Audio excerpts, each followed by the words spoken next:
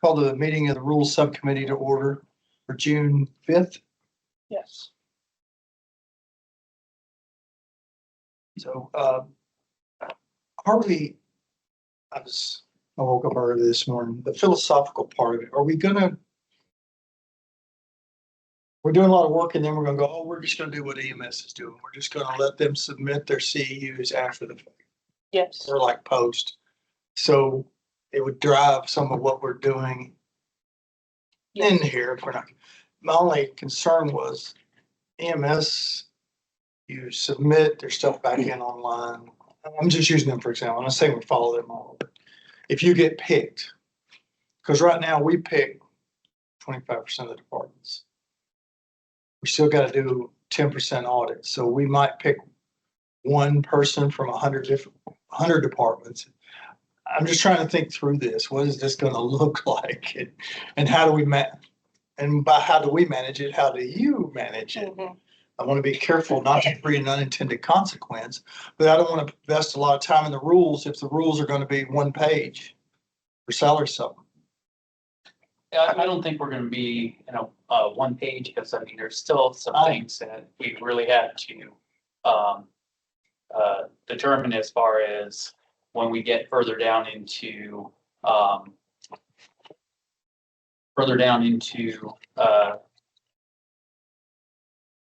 the substitution area and stuff like that. So what I want to do is just quick recap. One of the things that we were talking about was with the entry level personnel back in 701.04. There's a way.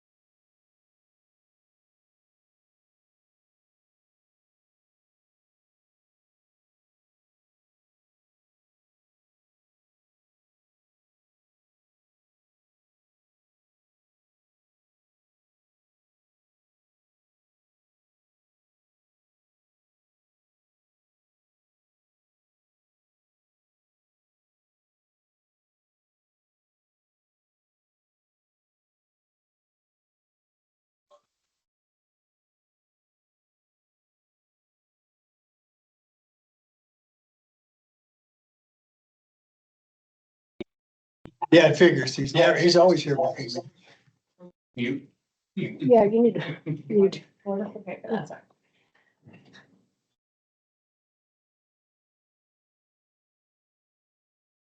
Maybe take the. I'll text him. All right. So, yesterday afternoon, we received an email from representatives of the West Tennessee Training Officers Association. Some notes and some suggestions as far as the direction we're moving in with. So I just want to make sure what they sent us. I just want to do a recap of the roles that we've already covered with red lines. And The center button.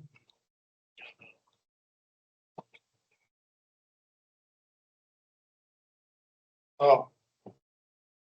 How will we go back then? If we do this, how do I get out of there it it? is. Beautiful. We're still good. If I want to go back down. So the black, if you're. Uh-huh. Oh, you don't think we ever will? Okay, well, we won't then. All right. All right. Thanks. None of this is set in stone. This is just what we took from the comments. Correct. So when we talk about the training requirements,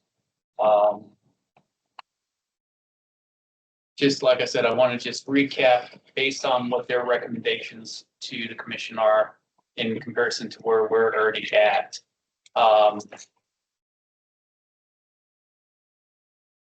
Volunteer firefighter must be compliant with the minimum basic standards training hours pursuant to. All right. Which, The comment we. 1664. 18. Just get reading that.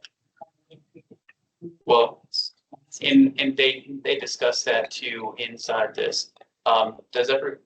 Did you receive a copy of this? I did not, but just based off of previous conversations with that group, I know they were trying to do away with the live fire because of individuals that have been in the fire service for so long and. Well, there is a stipulation that allows an AHJ to, yeah, I was gonna ask, where an AHJ can go ahead and have a support personnel where if they're not going into an IDLH environment, then they can go ahead and bypass that live burn. But when we go ahead and talk about TCA with what the minimum requirements are for firefighter, it states that they have to have these things, right? But we do have support personnel that may just be engineers or drivers on the equipment where they will never go in. And is it fair for us to negate them from being able to still do trainings and not be associated with the education center? So that's one of the things that I want to look at here. It was a very valid point because we talked about it in our volunteer meetings that we've had across the state. There are just some people where either age or, for one reason or another, where they're just not going to go interior.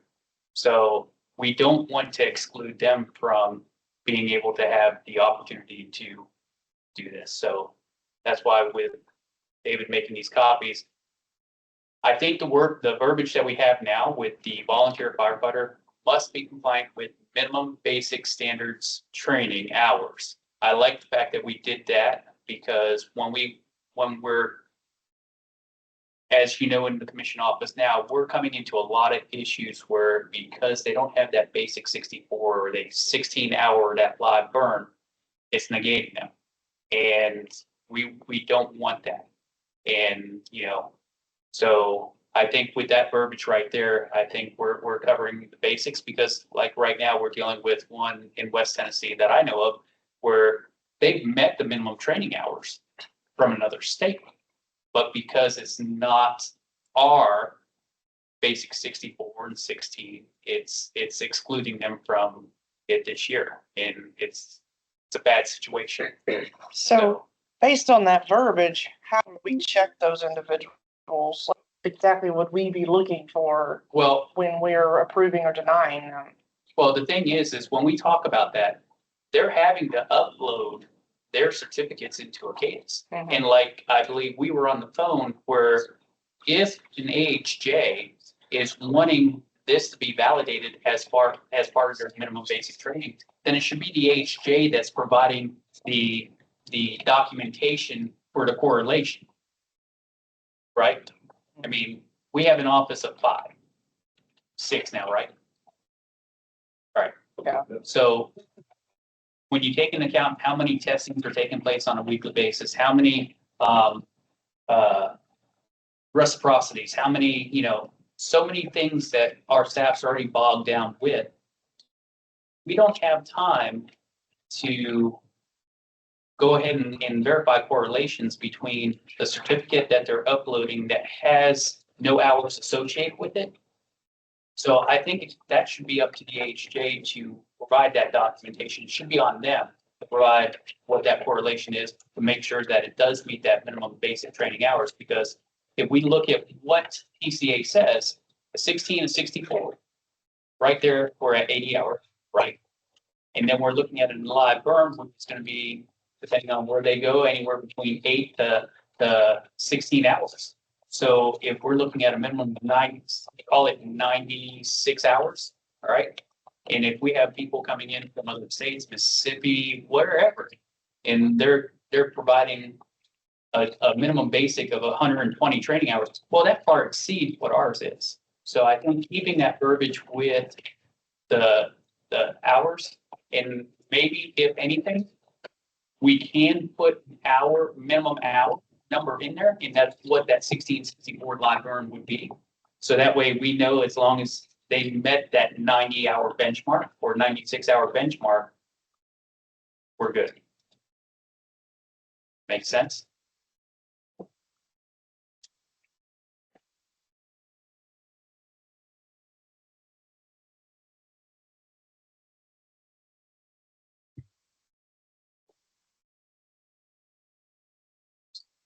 You got thought Oh, process. yes, I do. So I'm hung up on the basic and live firefighting course. Nowhere in TCA code does it mention the 64. It just gives it a title. Somewhere along the line, somebody tied a number to that course. You're right. It over years, historically, because it was a 64-hour course, it just became synonymous basic 64. Why can't we, if we're gonna stay with that, why can't we just leave it and call it what it is? And that way, as time and things ebb and flow. But that's where we're running into the problem right now in the office, is because when we define basic, Tennessee basic, we just excluded anyone who's coming in from outside, because like in West Tennessee, down where we're at, we'll have people come from Arkansas or Mississippi, and they'll come in already with that minimum basic training. And now I'm gonna have to turn around and say, sorry, we're gonna have to put you all back through. But it should be up to me as the AHJ to determine whether their training was sufficient to meet that basic. And if I feel it's not, then let me be the one who says, all right, you need to go back to basic. All right, or maybe it's just been that long of a time period that they need to do a refresher, if you will. Could you not put some, if you're gonna put that in there, could you not put something along the lines of, or equivalent to, or? That's fine too. As long as we have an equivalency, because we're excluding people today without. Oh, absolutely. So, what would that look like? So we're on 1. Volunteer firefighter must be compliant with minimum basic standard training hours pursuant to. Yeah, you're putting hours on there, but TCA code only lists 16 hours. Yeah, and that's the- 8 courses. That's the problem. Number 2 is within 36 months. Must have completed basic and live firefighting course. What does that mean? Exactly. Is your basic 2 hours and Knowlesville's basic is 70 hours? Yeah, there's no, I think that's why I'm just guessing that's why they morphed to the 64. The 64 came from ISTA chapter, the chapters that are required to comply with 1403 are where these, Was it 1403? so they could do a live burn. You have to have nozzles, Right. hose, air pack. That's where the number for ease of selling, I think TFACA morphed to a program that matched whatever their 8 prerequisites to do a live burn. 11. See, somebody's smart. Now we got somebody knows. By the way, hi Greg. Hello, sir. Scott. So yeah, that's where the 64 came from. They needed something to put in the brochure. But now, if, let's say I hate to say water, we allow equivalencies. Well, what if somebody's coming back from Yokota, what we're talking about, and they're paying a basic class, it's 8 hours. And I hate to be the one setting the hours for us, but I think that was to try to reduce, confusion and have consistency in the standard. Right. But like the one that Bill and I had a discussion about the other day, this individual came from out of state. He had over 80 hours of training between 2 courses. Just between 2 courses out of it. It was done through a community college in Pennsylvania. And actually the curriculum was 100 24 hours or something like that. So far exceeds what we're considering our minimum basic. Well, or do we say a minimum of 48? I mean, I think you still gotta have a minimum, That's what I'm saying. If you just take that rounded number of the 16, the 64 and call it 16 with the live burn, you're looking at 96 hours approximately. So, I mean,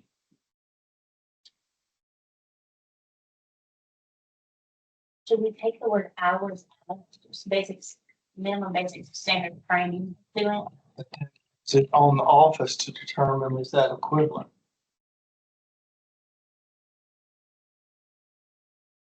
I'm not in the office when these things come in. and so that's where my question lies. Is who from the office is on the call? Tina, are you on? Yeah, she's.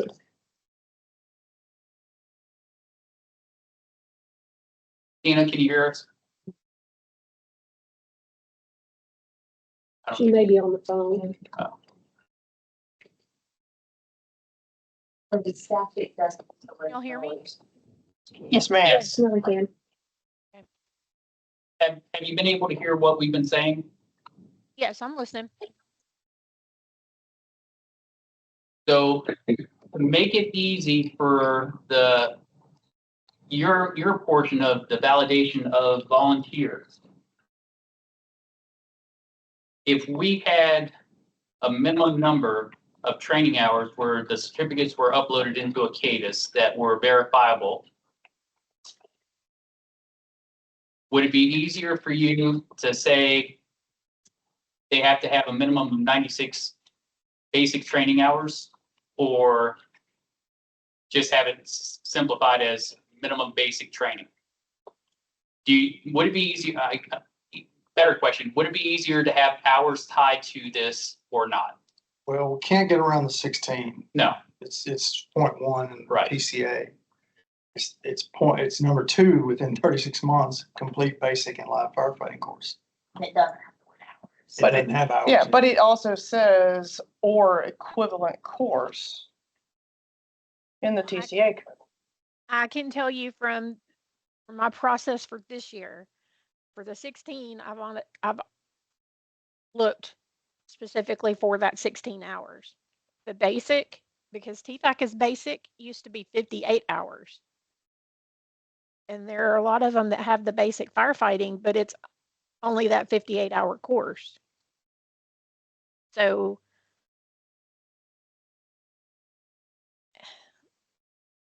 when I'm looking for the basic this year, I've kind of almost had to ignore the hours. Not ignore the hours, but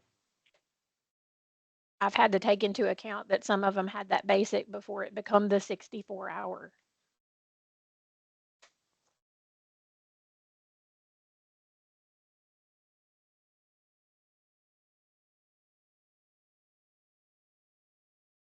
I don't really know how to answer your question, like which would be easier, because this year I've had to kind of look for both. I'm making sure they have the basic, but it may not necessarily be the total 64 hours. so I guess my question then is, would it be easier for you to verify that they have a minimum basic firefighter training certificate on file, or one that's associated with hours?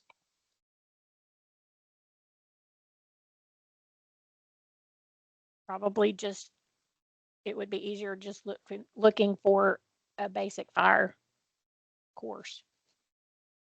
Okay.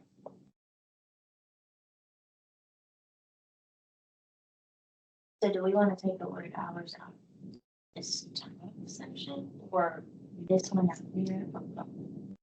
How about if we just keep it with, must be compliant with minimum basic standard training In both sections? pursuant, yeah, and just eliminate the word hours.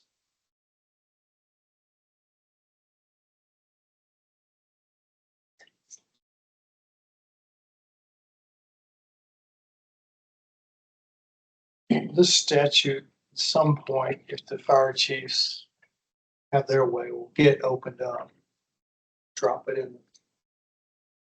Horsepower, because right now you still have, what, 36 exempt counties that we'd love to abolish, So that's why we directed it just to section A. So mess with with all that, yeah.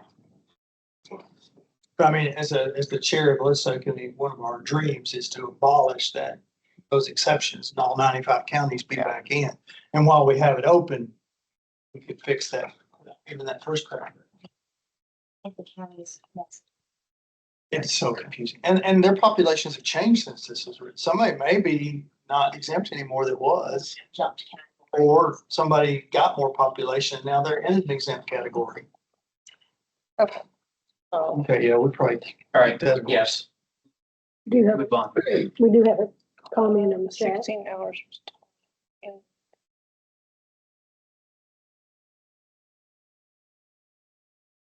Chris, you're correct. I agree with that too, because when we teach a 64, the 16-hour covers, 64 covers a lot of what the 16 is, because basically, if you've been around long enough, we know that the 16-hour was developed for a fire department to be able to put somebody on the rig today while they wait for that basic training class to take place, which could have been, 30 days from now or 6 months from now, but it gave them a warm body to be able to put on that equipment today.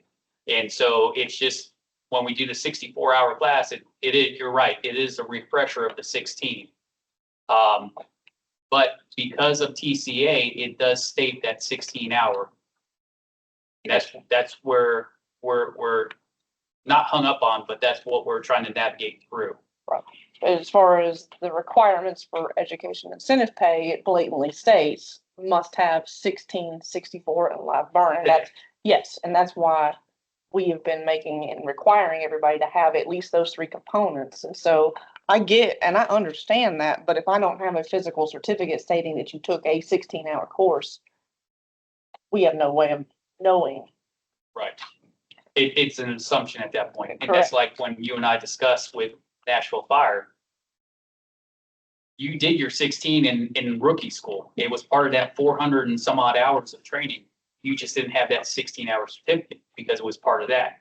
So how does that look for a Nashville fireman now? He doesn't have a 16-hour certificate. Right, but again, we're talking Right. apples and oranges because Right. we're talking career versus volunteers, so. And the other thing that always gets muddied in this is only to be eligible for salary supplement. Right.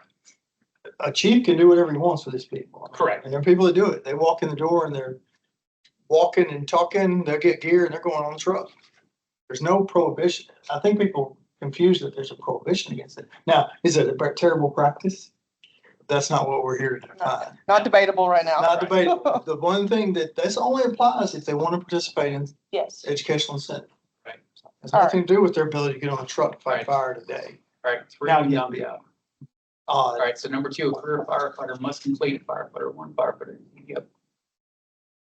Individuals hired in the department. Number 3. So a valid point for number 3.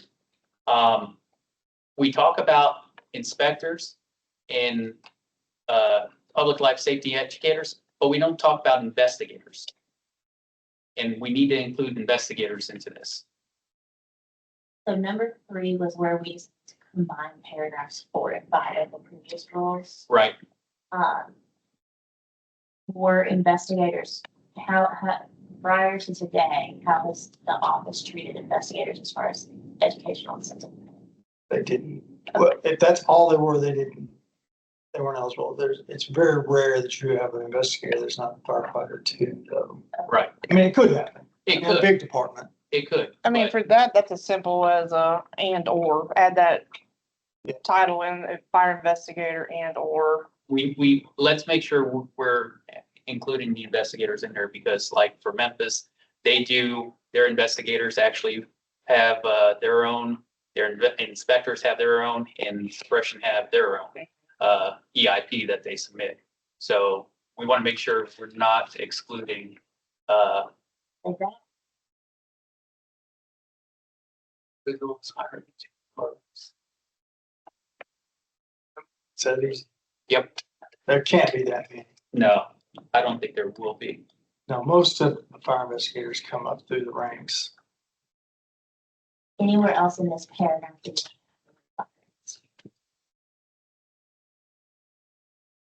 If an individual hired as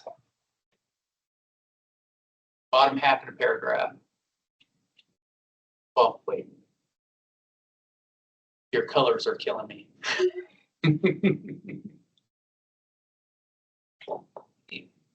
Well, yeah, because even in the middle of the paragraph, it's repeating itself. So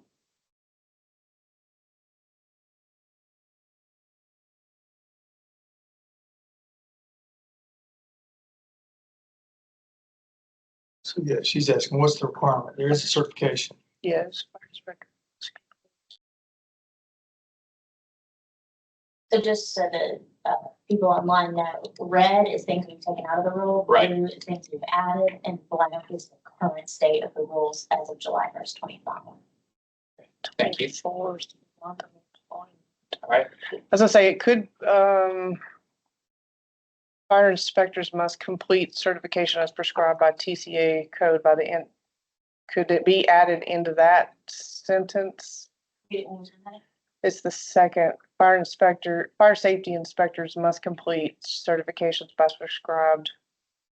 Does that TCA code apply to investigators as well?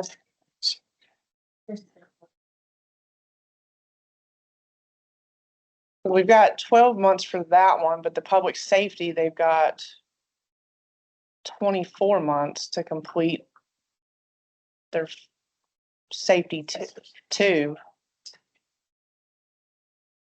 Is it really necessary to have all that in there? Or could we simplify that?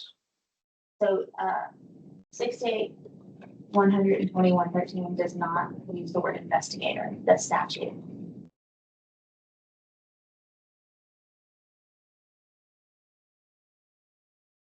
We can clean this up however you guys want. This was legal's attempt at combining these two terms.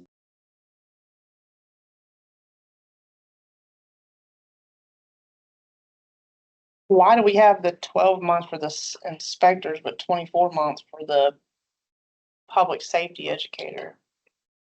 Because In the current rule, 12 month is for fire safety, and then in the current rule, 24 month is for public life safety educator.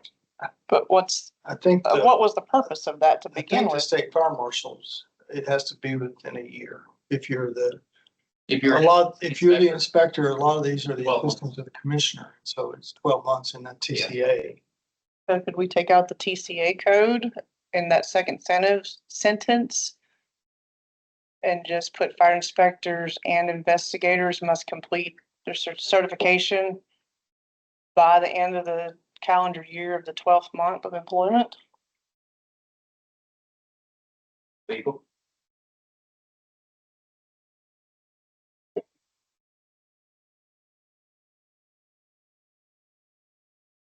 So that is in the statute. We don't have to technically reference the statute, but that's where this language comes from. This okay.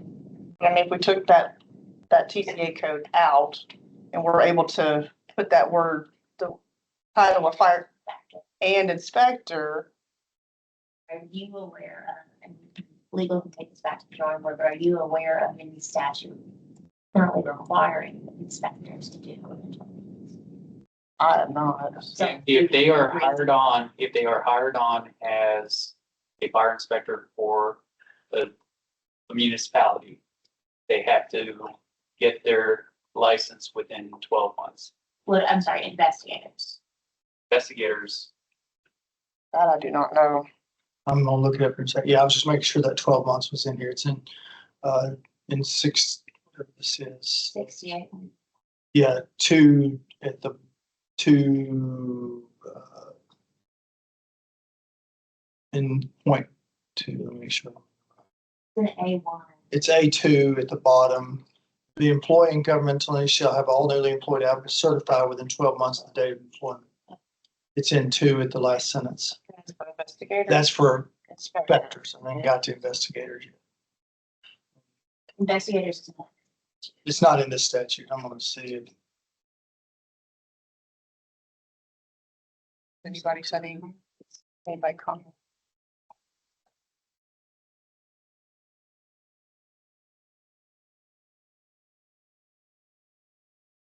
I don't know that there is a requirement. I know most places get them.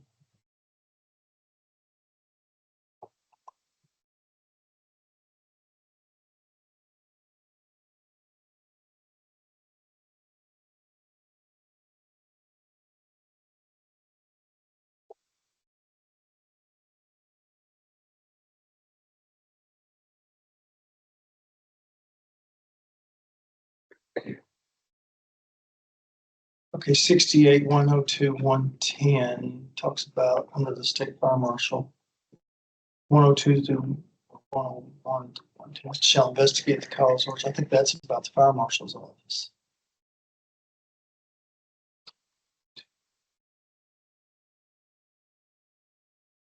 Shall investigate the cause of origin. Have 10 days to report the fire. That's not, I think we can do that. Let's go back.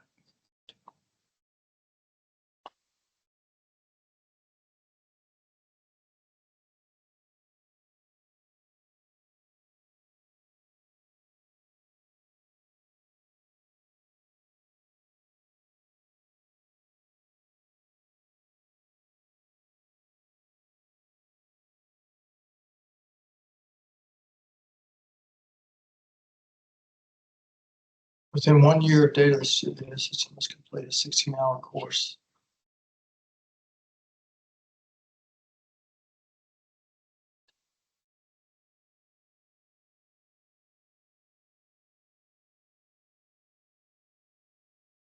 I don't recall anything in law or about timeframes for investigators to receive their.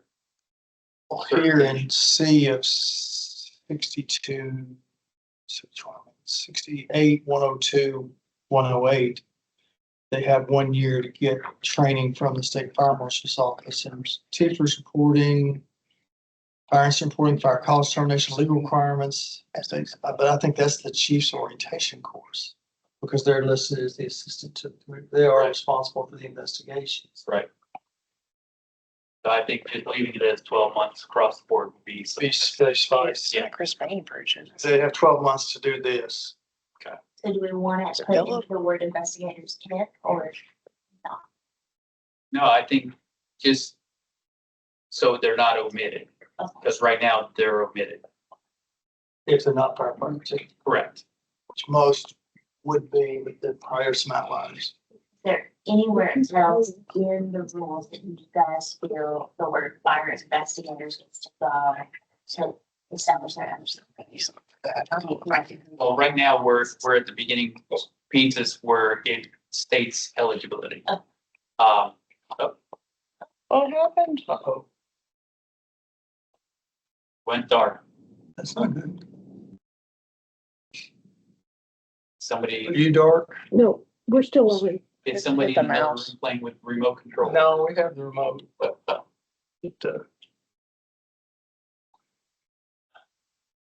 What happened? Never seen that happen. Yeah, we're still live.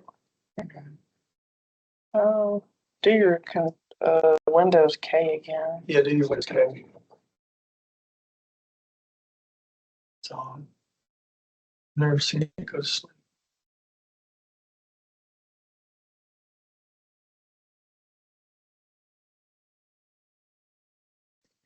I'm still connected to it.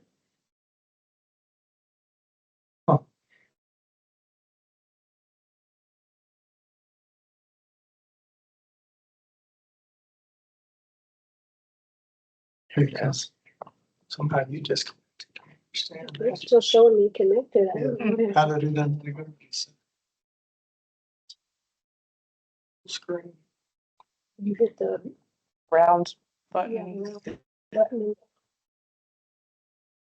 There it is. All right, Sorry. go back. Good deal. Right. In 3. But because we are still up here in the eligibility, right? entry-level personnel. That's where we also need to make sure we're adding that support personnel piece in as well. So The what? the support personnel, the non-IDLH.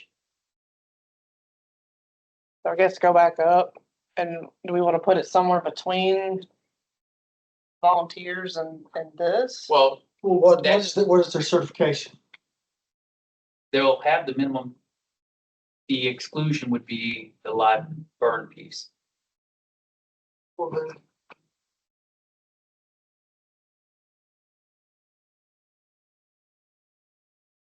Because that is a waivable piece from the AHJ per state law.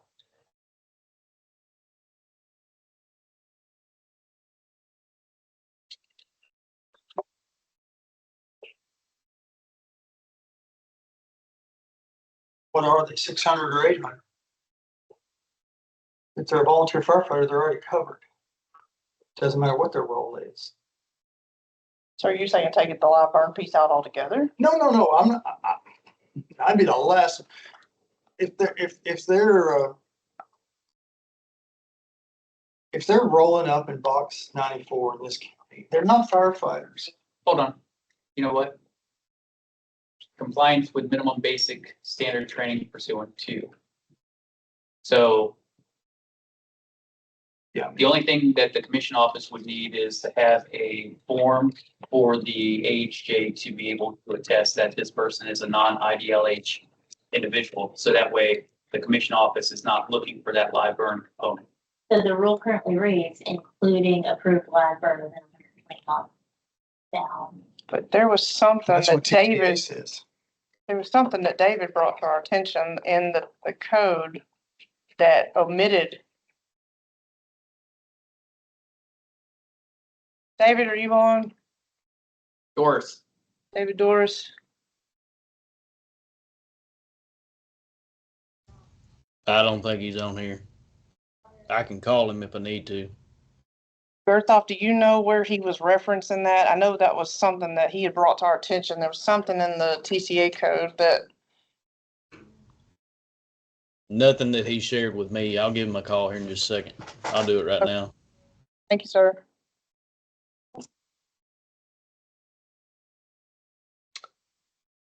Can y'all hear me? This is Commissioner Solomon. Can y'all hear me okay? Yes, sir. I do have a question. According to this requirement will be satisfied if the firefighter can show proof of compliance with minimum basic standard training pursuant to TCA 424-112A. And if you look at that, that does not include any of the exemptions.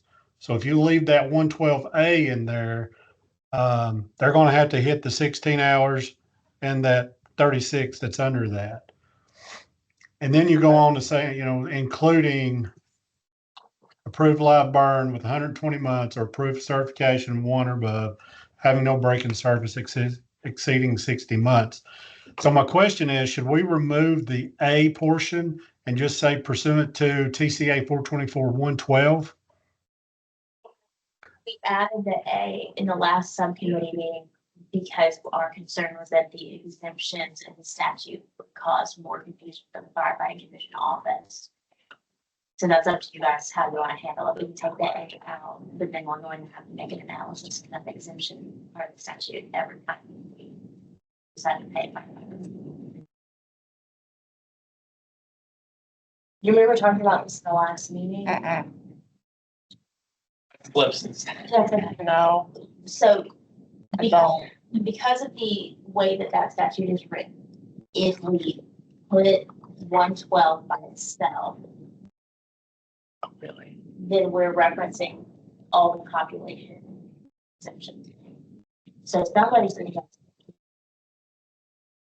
That we're only referencing the minimum requirement And the basic. in the basic. We can take it out. It's up to you guys. I just don't. There has to be some standards. They have to do something. We're just not handing out money. I agree, but that's where we're discussing that support personnel role. Why are we giving them money? Well, if they're doing the training, Okay, then they're meeting the standard. but if they don't have that prerequisite leading up to it, That's where we're having the issue right now. Like I can't tell you how many people we've turned away this year because they don't have one of those four things. And we've got a lot of older individuals that have been in the fire service for a while that they never did a live burn. And they're not going to. Well, you've got- Hey, I've got Thank one. you. Thank you, Director. That's kind of where I was going with that. Thank you. You're welcome. We could do A through N and just exclude G1 where the exemption list starts.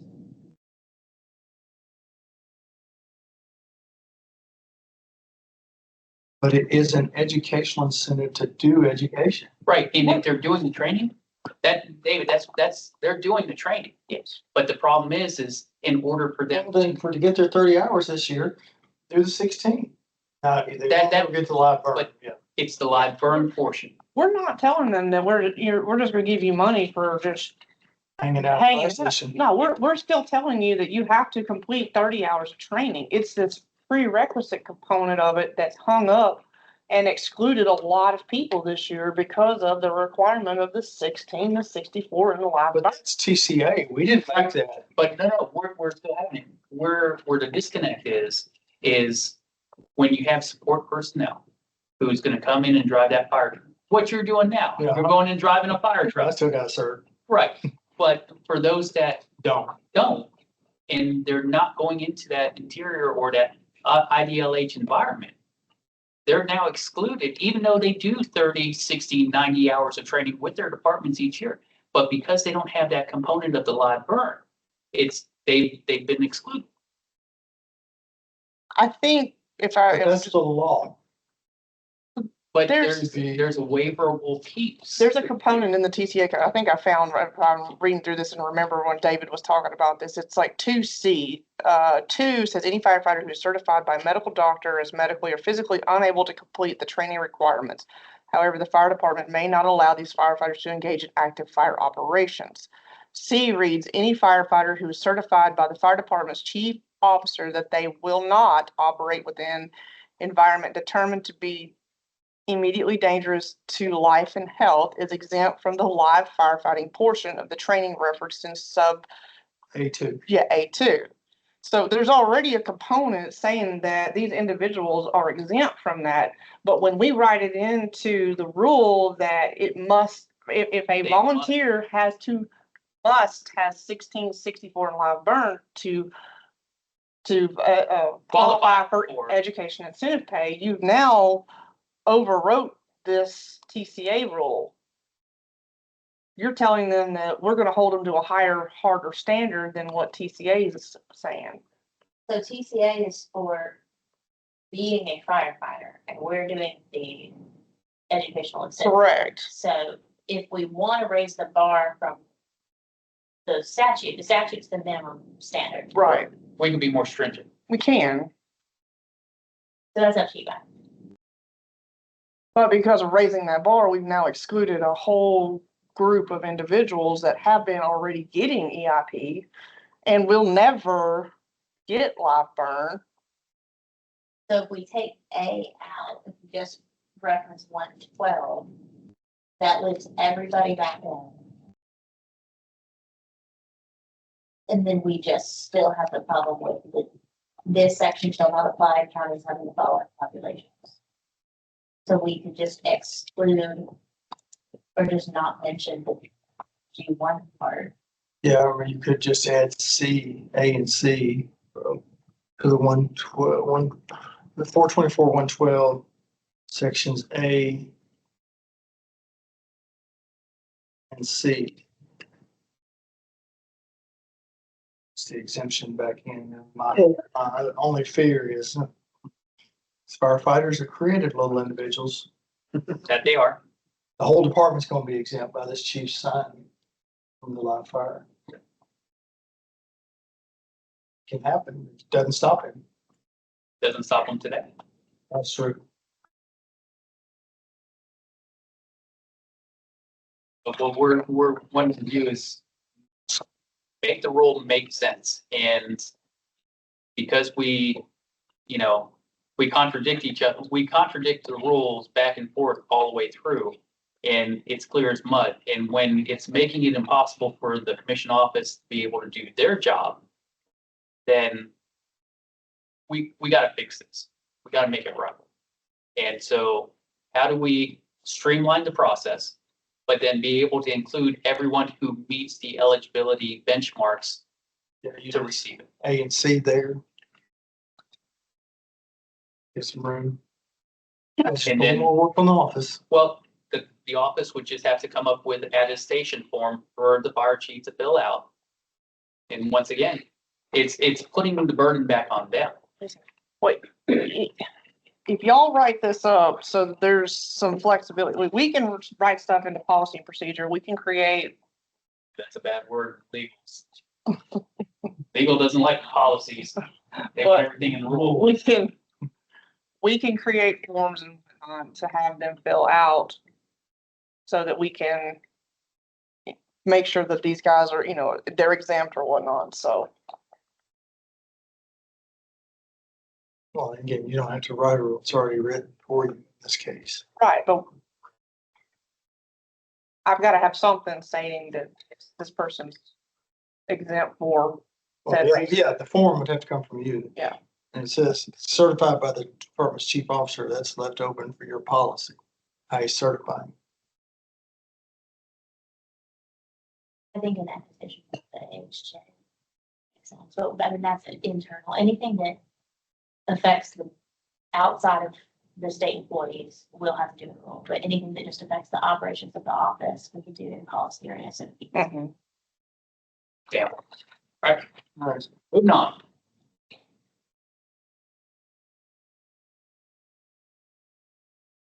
So we like A and C. Is that how we want to Yeah, do we it? don't have to recreate the wheel. It's in C. So we had gone back up there from here, because we were talking about fire investigators. Right, right. Keep moving. Did we wanna, the only thing in that was the two different lengths, 12 and 24. Do we just wanna say 12? I thought we said 12. Yeah, we need 12. We said a lot of things because you didn't get a chance to. What did, capture. Solomon's got something?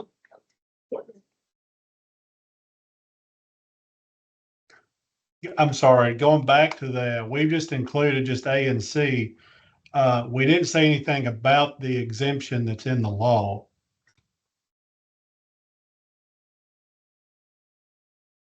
Due to, the exemption meaning, and I put that in the chat, when they're in the fire service before 2004, I think it is, June 30th, 2004, and you can read, and I kind of highlighted some of that quickly that I found. Well, yeah, because, we took, Yeah, in the last rule, we actually took that one hard line date out. Because I think it was the assumption that how many people were actually still in the fire service from prior to that date?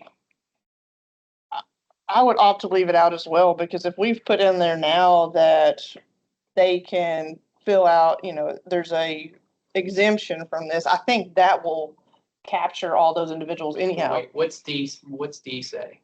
Any firefighter in fire service, On July 1st, 2009. Hired, that's as far as it was. Has until July 1st of 12 to show proof of the completion of the minimum training requirements for this section.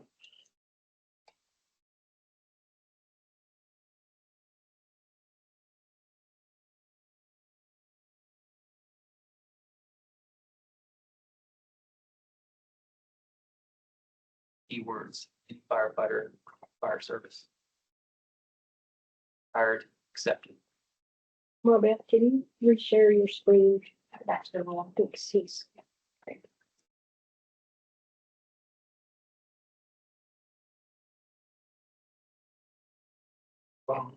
Dates. I don't know why they put all those dates in the law. I don't know either.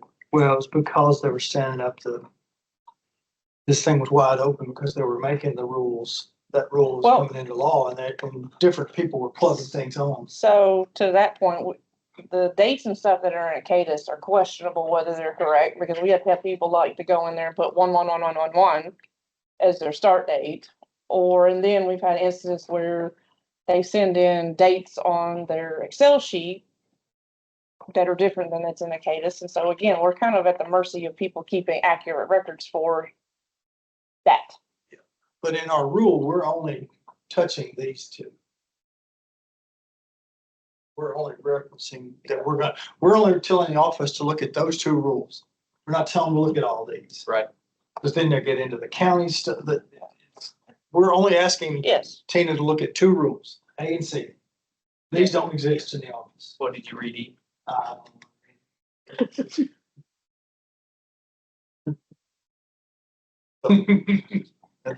We're narrowing their scope in the office.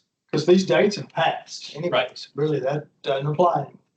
Tina, are those two, A and C, is that feasible as far as cross-referencing and checking when we're trying to approve? They're gonna send you an attestation form if they're trying to take the C exemption. Right. And So I'm having trouble. I am following along and listening, but I'm having trouble reading. My blind eyes can't hardly see what y'all are screen sharing.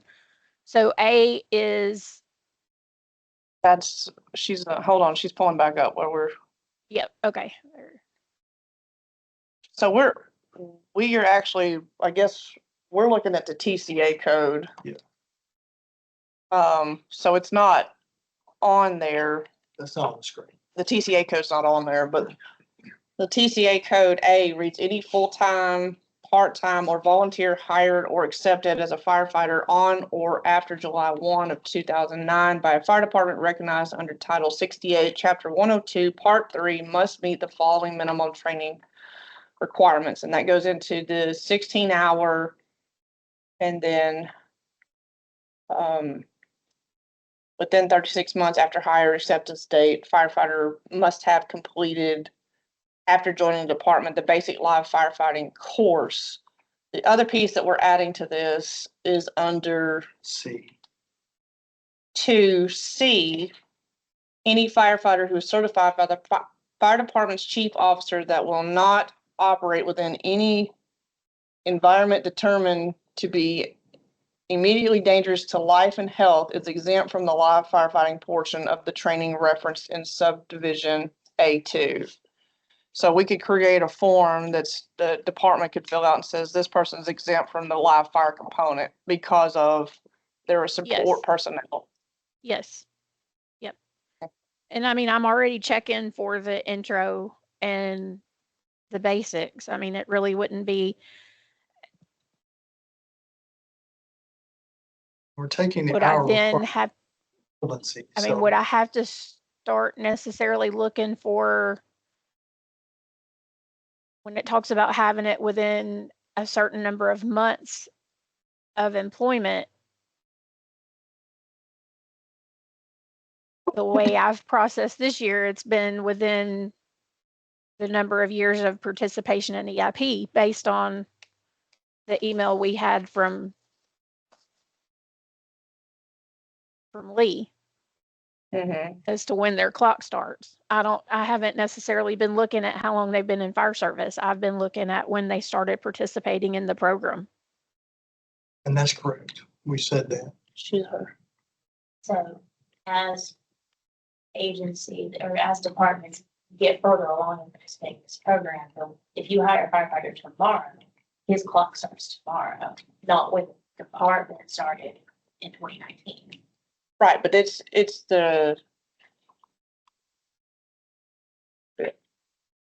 we've been doing participation in the program because the program is still so young. Right, but if you hire someone tomorrow, Tomorrow, they Yeah. just won't fair. They 3 years is up. starts on 2025. Should. But it's the volunteers' participation in the program, not the department's participation in the program. So if I sign up to be a volunteer firefighter tomorrow, I'll be eligible for EIP per the rules 30 hours. if I've done all my things. Yeah. Not when the department started. When the department started applies to people who worked there when it started. Pretty sure. I think we've been doing that right, because when we talk about that all the time, the 36 Is per person. per individual. Yeah, because Brentwood Fire's been in the system since 1986. They wouldn't be fair to, for someone to come to work and not be eligible.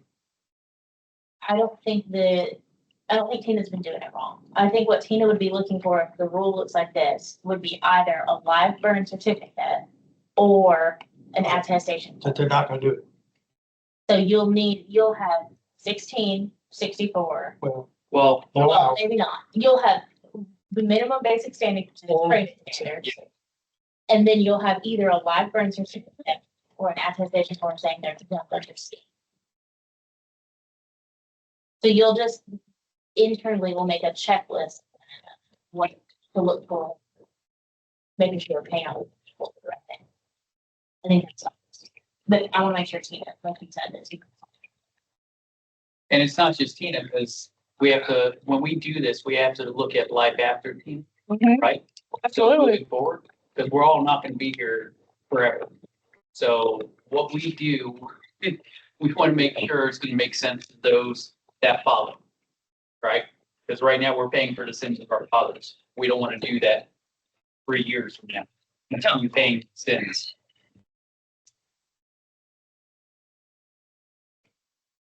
Can we move on? please. So I have a question real quick, Mr. Solomon again. So if the firefighter hired in and has, 1998 and, took the basic class back then and all that, it's been a while. And it was before 2004. This still will make them not qualify because we're only accepting A and C. No, we're only looking at A and C. We're not looking past that. That's all Tina's got to look at by this rule. But if they've been in the fire service for that long, they may no longer be an interior firefighter, and that's where the That's AHJ true. can turn and submit the attestation form that they're no longer an IDLH because they're outside that 10-year live burn window and never got their fire one. I think Commissioner Solomon, I think the C will encompass a lot of those individuals that have been in the fire service for a long time that don't have it, nor will they ever have it. Okay.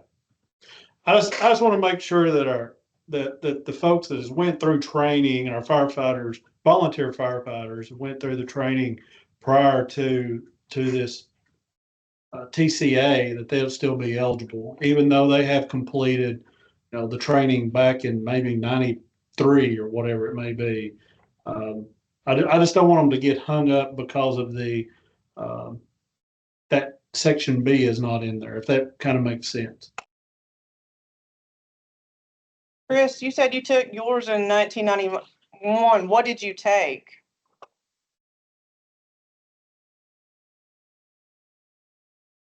Can you hear me? Yes, sir. Okay, so we took the county certification, which was like 164 hours of fire one training. And then we done the live burns. I've done 4 or 5 live burns since then, but I'm still actively fighting fire, and I don't want to be ineligible for pay because of any of these rules that y'all are implementing here, because we still actively fight fire as well. So I understand. With what we're proposing, would you be excluded? I've not heard anything that would exclude me, except, I'm a kind of disagreement of somebody just signing off unless I'm a fire chief, but I know some of the fire guys in the volunteer service would actually say that this person doesn't go into IDLH environment, but then they do go into IDLH, but they would sign off just to get money. and people's willingness to commit perjury is a separate issue that we would have to handle in litigation. If we find that somebody has lied to the firefighting commission, we have the ability to bring forward a notice of charges against them. Yeah, and there's some counties that don't meet, those standards that y'all were talking about earlier, and I'm aware of some of those people because I actually work with one of those individuals that is in one of those exempt counties. So fortunately, I'm not.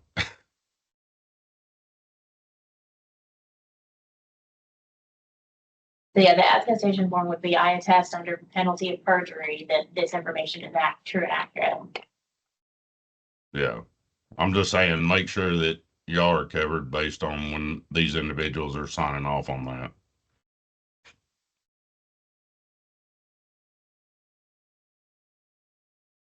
I mean, there's nothing to stop that today in a career department, Oh, no, putting the whole department on the roster. yeah. Chief still signing. And we've recently had an incident where we had to go after somebody. And we're gonna be addressing our T later on, but, all right. As long as we're capturing everyone that would be eligible through this makings, then I think we're good. So, all right, I'm gonna ask the question, because there's a few out there. The guy that's in logistics, and it's usually a bigger department. Right. Are they now eligible for the 800 using the C exemption? As long as they attend that department's training. Now, we may not have a program by the time we get done with this, but Right. Wait a minute, you're talking 800, so you're talking more in career. This is volunteer. we We're didn't not, say that. yeah, we're under volunteer. Volunteer firefighter must be compliant. That's what this whole paragraph. Yeah. You're just talking about, Okay. we're not talking about Yeah. career. Yeah. There are logistics people out there. That's all they do. I- To the station. Right. Can I throw something out there that goes along with what y'all are discussing? I have had some volunteer departments question that they have, say, administrative staff that complete the same training their firefighting personnel completes. They happen to be administrative. They don't necessarily report to the fire scene itself. They're just in-house handling paperwork, that type of thing. Would They this, still have to meet they would still have to meet the minimum training requirements. well, that's what I'm saying. They do participate like in the in-house, in-service training I know. classes.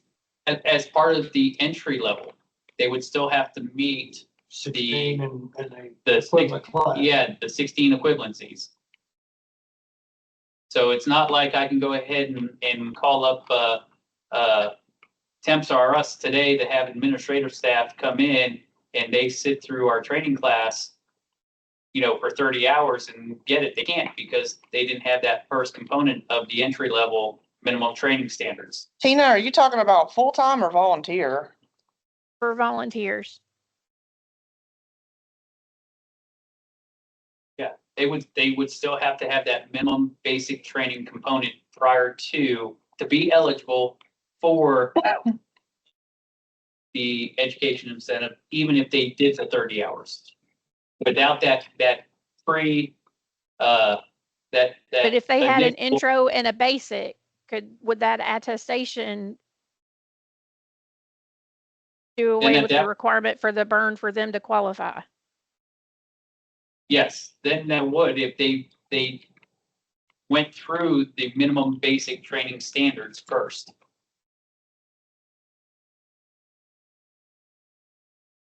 Because that would fall under that support personnel Oh, issue.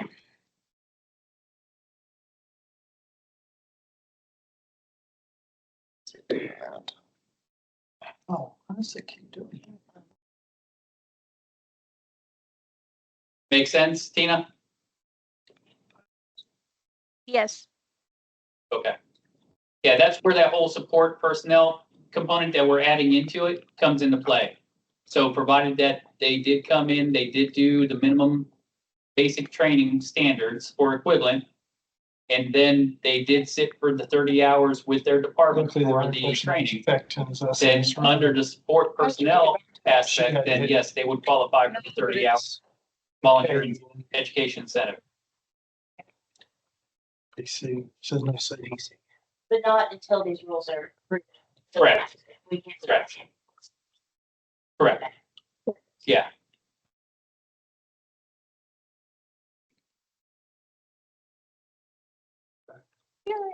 She's not, Full screen. yeah, Yeah, I'm not. not everybody out there. See this.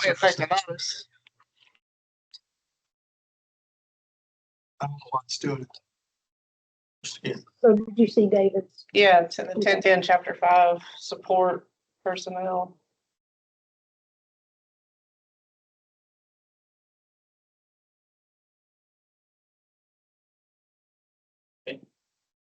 Yeah, he has firefighter one.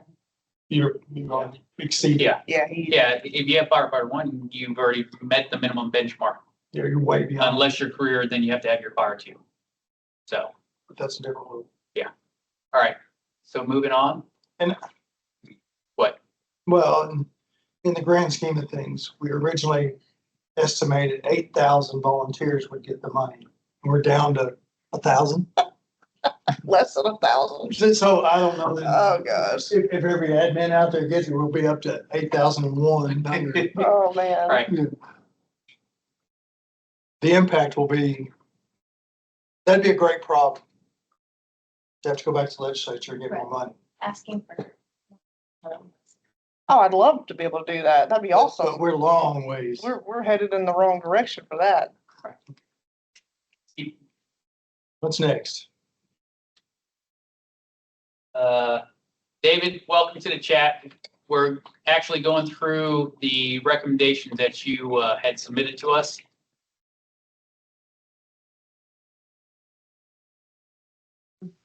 Thank you.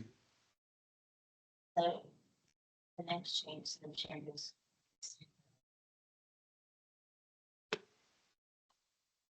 Okay, then we'll end it. So I have a question about the new rules that are posted on the website, real quick, if you don't mind. Go ahead. The top of the document without the red lines, is that not the completed document as it will look July 1? No, it was only things that they touched and changed from what I was made aware of. It's just Okay. things. So hopefully after July 1, when you click on the website, everything will be merged together, all the new changes along with Okay. everything that's stated. yeah. Existing, yes. The Okay, Secretary it of was just- State's office incorporating. Gotcha. It was just kind of confusing because the top doesn't really match what the red line on the bottom is. We didn't know what was which. That should just be the chapters that were opened in the last rulemaking.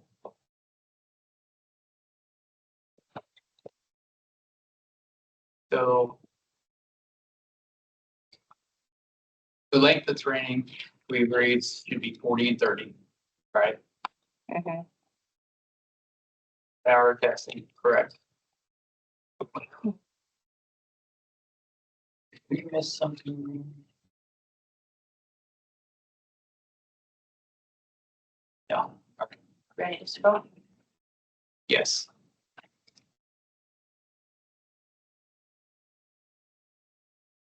Instructors use instructors. Okay, instructors shall not teach themselves, however, instructors. Yep, okay. Instructors and commission.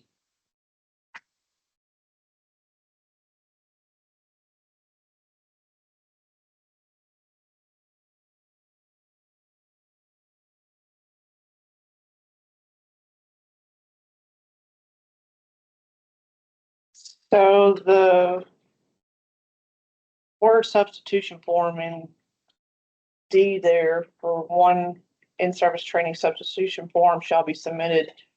And I know we're not down to substitutions yet, but the way we're going, substitutions will be obsolete. So there's really no need for that Correct. word within this. So you want to take this whole sentence out?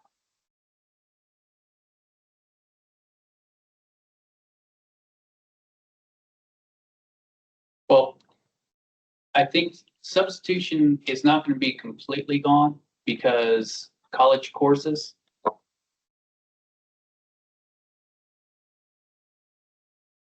No, Okay, we're already allowing them to do anything pretty much. right, okay. Okay.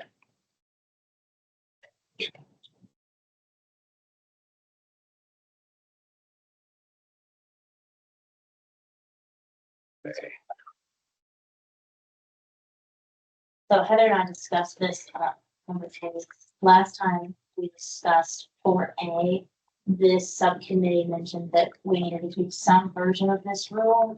And we took it back, I took it back to the drawing board, and the only way I could figure out, because they're not gonna be seeking pre-approval, the only way I could figure out a way to justify who was teaching the class was this blue sentence. But if you guys have another way. No, I think that simplifies it, because that's what we're wanting to do here. Simplify, make it make sense. I got to stand closer, sorry. My glasses aren't that, That's all pre-approval stuff, I just cut completely. And then the next one that has language will be here.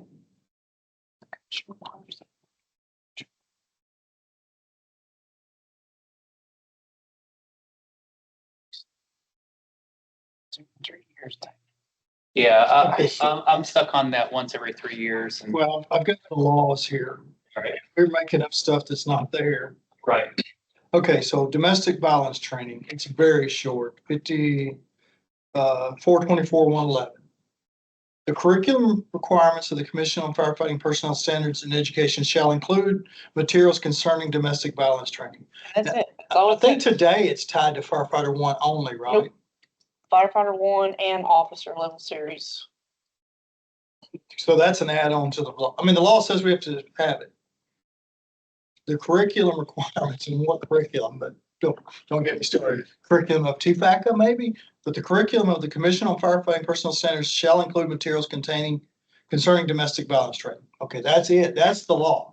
So, I mean, if we want to leave it tied to just certifications, then that's up to y'all. Now, if we want to tie it to the EIP so that we catch everybody with the volunteers and career I guys. can see why it would need to be an EIP if it's already tied to that, and it would still be a class that they can include in their EIP, but I don't think we should make it a mandatory class in That's EIP. my curiosity. Why the law didn't say to do it.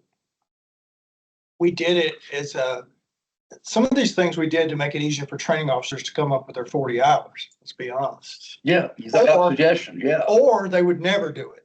Yeah, yeah. Now, the only ones that are gonna do it if we keep it tied to what, fire one and fire officer one are gonna It's be the those officer two. level series. Yeah, And of course, if you still wanted to leave it in there, but not make it, mandatory, you could no, if they, put if such, they such submitted it, as, Yeah. you could, you Yeah, could I put was- such as.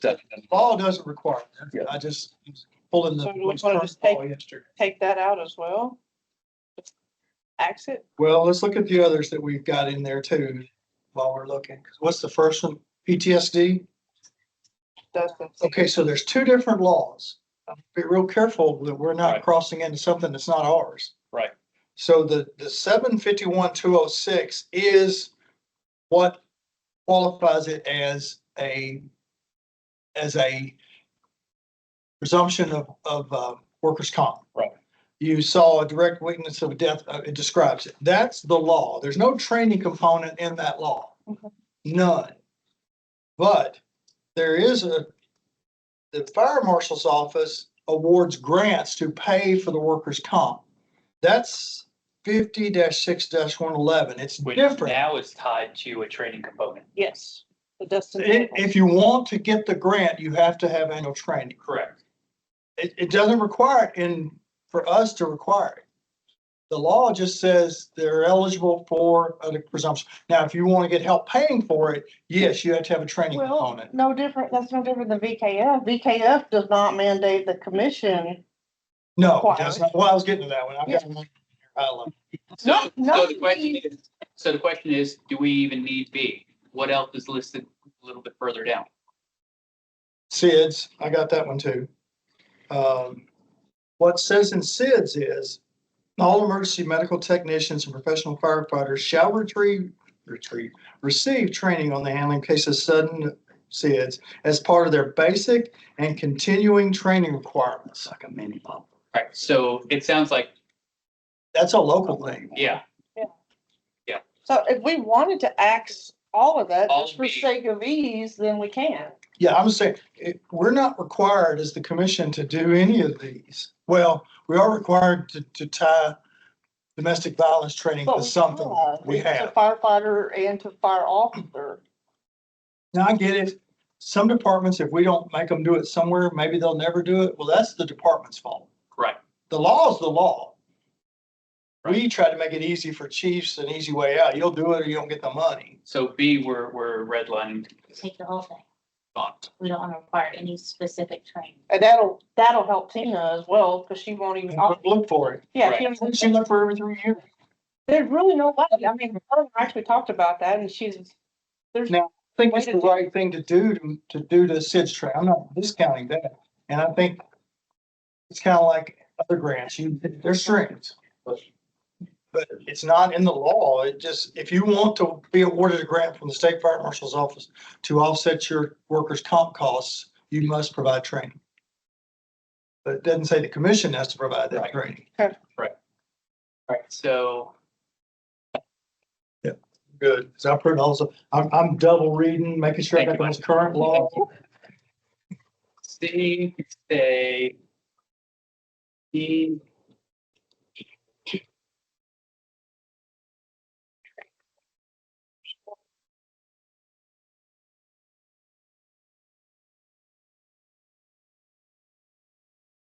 What's your opinion on D? So, It's hard for a small department. Right.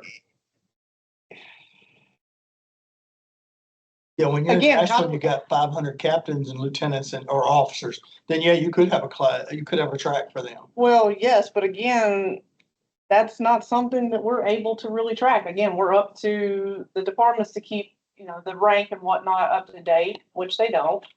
So how do we know? I'm sorry, Job, I mean, you gotta have Yeah, a job description. job descriptions and whatnot. So, I mean, So I the think, thing- I think it maybe should read, maybe not shall be appropriate, but encouraged to be appropriate or something to that nature. So just from a legal standpoint, once we say encouraged, it means they don't have to do it. They're not doing it already. We have no Listen, way of tracking. if it's something that we're not even paying attention to, why do we have it? Take Take it out altogether. So we want to cut D. D.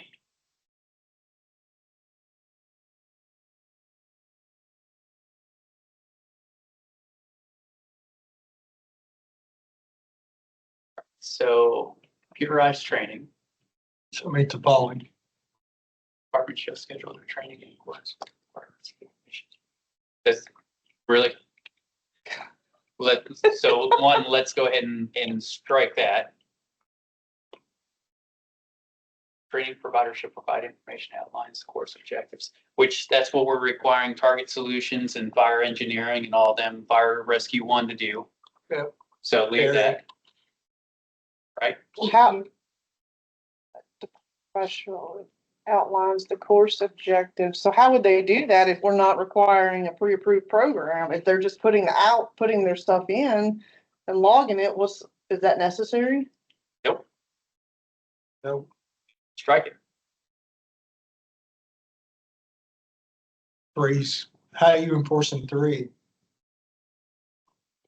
You're not. No. You call Nick, hey, Nick Adams, said, were you in the office? They're doing an online course right now. You're not gonna do that. Well, also wait, there's another component to this one. Be available. And that's if I have 7 stations on a Teams call right now that I'm teaching a class to, We got a message. or a video. I have a video playing on Target Solutions. The instructor should be available to answer any questions while they're taking that class. I mean, to David's point there, they don't have a full-time They trainer, don't have a person to call. Right. and we don't know when they're gonna be hosting them. So it says computerized training courses may be a part of the department's training program. If they do that. There's really only a couple down there that we need probably. Right. 4 stays. Yeah. So we want to cut through. So, yeah, because some of them don't have a training coordinator. Now, if it affects something else, we gotta keep that in a Rolodex. But earlier it stated that we needed to have somebody as the training coordinator. So just so you guys know, this is the language that y'all put in the last change. System. A lot of this. Right. It's fine to cut it. I just want you to know we're Yeah. going back over stuff we did Yeah. 2 years ago. Yeah, and it's because we historically been regurgitating rules. Okay. Now we're getting radical and let's have things that make sense, Yes. right? So we want to keep 4, no more than 20 just hours go- of minutes will be given for computerized. That's It's weird. just been shut down because Some reason I wonder wonder the time. Say, could you call your guy and see if there's a time limit on it that like keeps doing that? Just take out- This long in here. Wait on you to hit it again. Yeah, I'll call them when we take this. Time we fix. It's close to that. So You're gonna be good. We're gonna be really good at fixing it. this after today. So I think we need to keep the no more than 20 Agreed. for software shell. Prohibit skipping ahead. I firmly believe in that. Yep. Again, though. I'll believe it. How do we, you know what? At least it's out there. It's out there. you've got a recommendation here. Just take out coordinator. Well, some volunteer departments don't have anybody certified. Well, Yeah, but there's gotta be an instructor for the class. If they're recording the class, there has to be somebody that's instructing the class. That's what I'm saying. But if it's an online class, I don't know, because earlier in rule, it states that an instructor either is a subject matter expert or an instructor 1. We already had that earlier in But rule. if they're doing it on Tennessee fire training, Terry may not answer the call. Oh, you know she's not answering. So step them up for failure. Or one of the guys, Rescue Randy or whatever. Right, Ricky Rescue. Ricky Rescue. Yeah, In another good Tampa. luck. Another good luck. You're setting them up for failure. Well, we already took it out. Yeah, that suggestion is to put it back and just take out the training officer.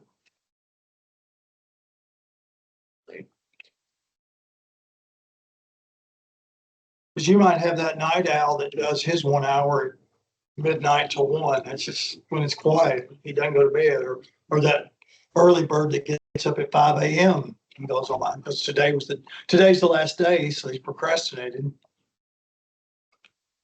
I'm the training officer. Don't call me at 4 in the morning because you waited till today to finish it. 4 through 8 you can stay.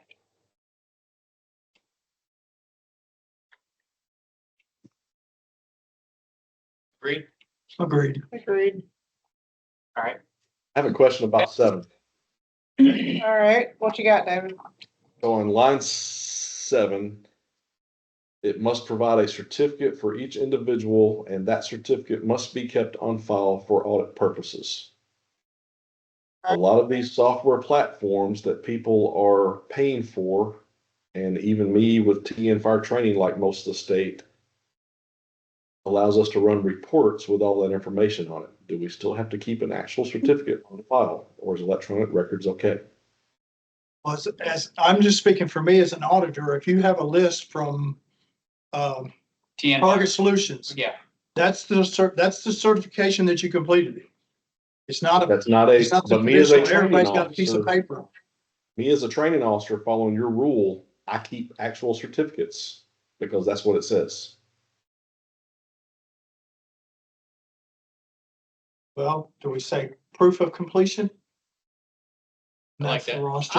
I like that. I like that verbiage better because Proof of that completion would allow him to provide us with that raw, list that or, list, yeah. or a certificate, either one, whatever he has. And- And it's, we're I'm not trying to going out doing audits not trying to overcomplicate, but every training officer I've worked with on this has the exact same answer. now. Just proof of completion, or did it take the A out? Shall provide proof. Because that could be any number of things. It could be a certificate. It could be the roster from Terry. It could be the roster from Vector. It's not Target Solutions Right. anymore, Inspector.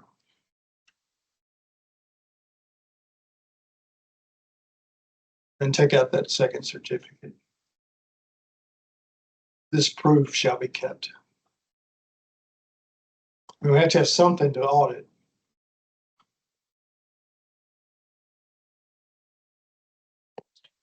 And number 8, what kind of audit procedures can I have in place to make sure my people are not having someone else do online training for them when they're not here?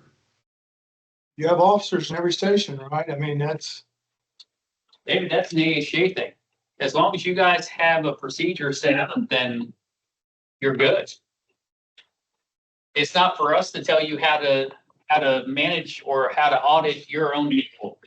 It's, you have a policy in place to prevent this. When we do a audit, do we request them to have to provide us proof of that now? No, but basically it's just stating, hey, you should have this in place.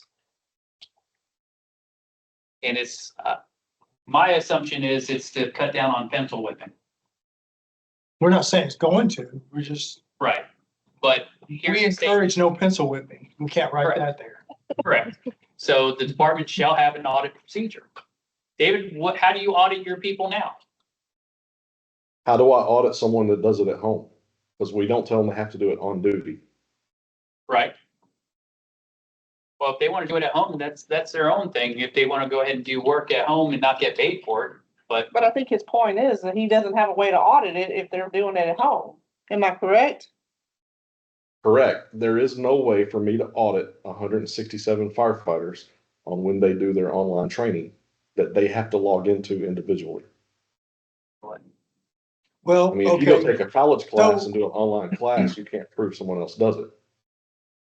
you still audit though, because when it comes to December 31st, on January 1st, when you start getting ready to submit their seller summit, you run an audit whether they met the 40 hours or not. So you have some procedure. But he's running an but audit no, on that they but this completed is- it, not who, it's not that this they. last, it's that last piece, their own work.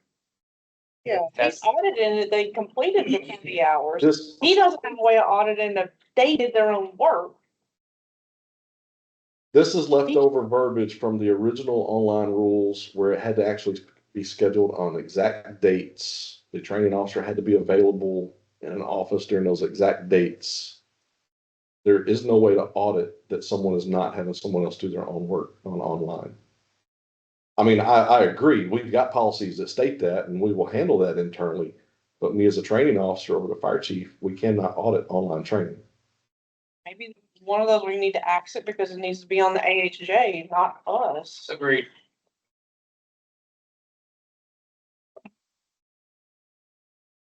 Travis, are you good with axing it? Number 8? Yes. All right. Right. Yep, take it.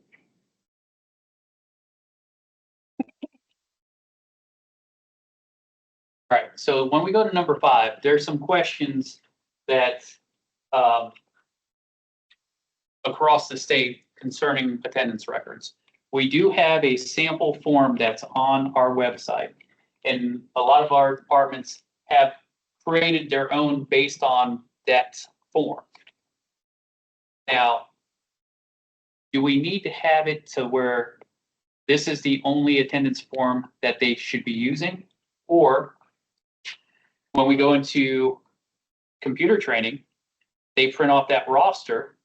That's not going to be a commission prescribed form. So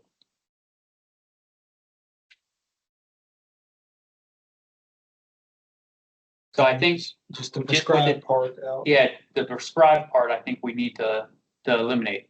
I mean, And just- attendance records shall be maintained on each firefighter and shall be made available on inspection. Go back up. Oh, right. Attendance, yeah. So we want to take out prescribed. By the commission. And obviously the and. Oh, and shall be made, no, I'm sorry.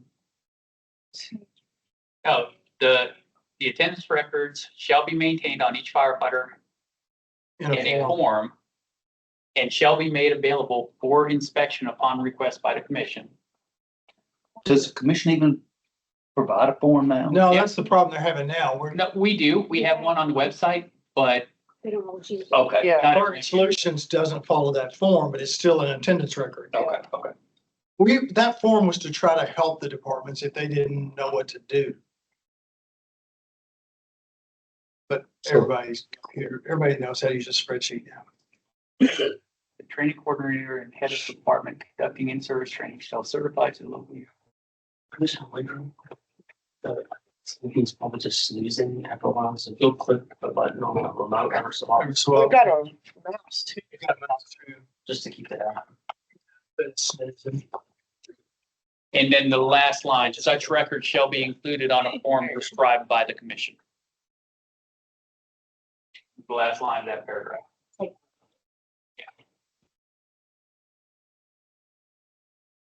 And so, matter of fact, let's look at this 36 months.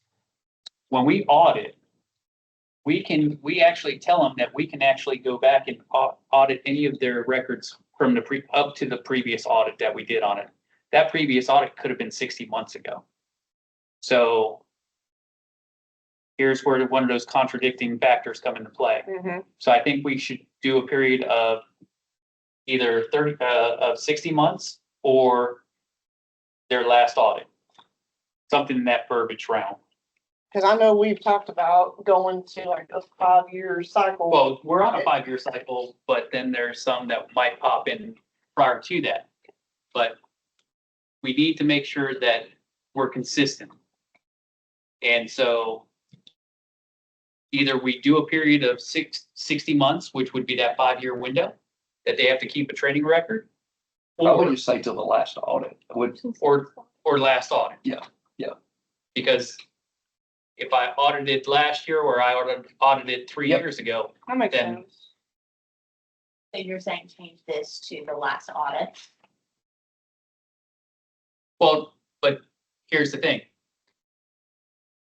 If we're supposed to audit every department that comes in first year, right? Yep. And then if they happen to get drawn outside of that 5-year window, That draw. right? Is that? I really wish we could go to a set rotation. That way, We do. why do we still keep using the term draw? It's habit. It's habit. So nobody's surprised when it's their yearly audit. Correct. So, But there's an assumption that they draw these names. so one of the things that we have to really think about, one of the things that we lack in fire departments everywhere, and you guys have it in your office, is space, right? Space is a premium. You have a lot of people who still have paper records because we're requiring them to. Okay. So they're having files upon files. When you go to Memphis to do an audit, we're in a room like this, and around the whole outside of the room is banker box files of every employee, because there's 1,800. And they try to do it payments. We've they had, put it we've had people ask if we will put it in the case for them. But some of these departments, such as like Bill's, 1,800 people, Right, but one department. Not 15, okay, yeah. I it's think so easy. they're creating the training on the computer, printing it out, and then keeping it in a box. Yes, because we're requiring it. yeah. So, And we need we're to gonna go- get that. so could they create the training on the computer, upload the PDF into a Cadence, and not make paper files? We'll get to that. Yeah. So, David, what did you have? I have a question, if you don't mind, on attendance records. So I'm just as guilty as everybody else, not keeping up with everything. Prior to 2023 and its last change, this actually outlined every little bitty thing that had to be on an answer sheet. It included rank, date of the class, date of the test, the whole 9 yards. Company you were assigned to, so I see all that had been taken out 2 years ago, I believe. So in reading this, if I offer an NFA class or a TEMA class or a fire academy class, Do I need a separate attendance record like had been done in the past, or can I use their attendance record? Because it also used to state if it was a multi-day class, I had to have a separate sign-in sheet for every day, and that's no longer in here. So TEMA, for example, they don't put that you passed or failed on all of their rosters.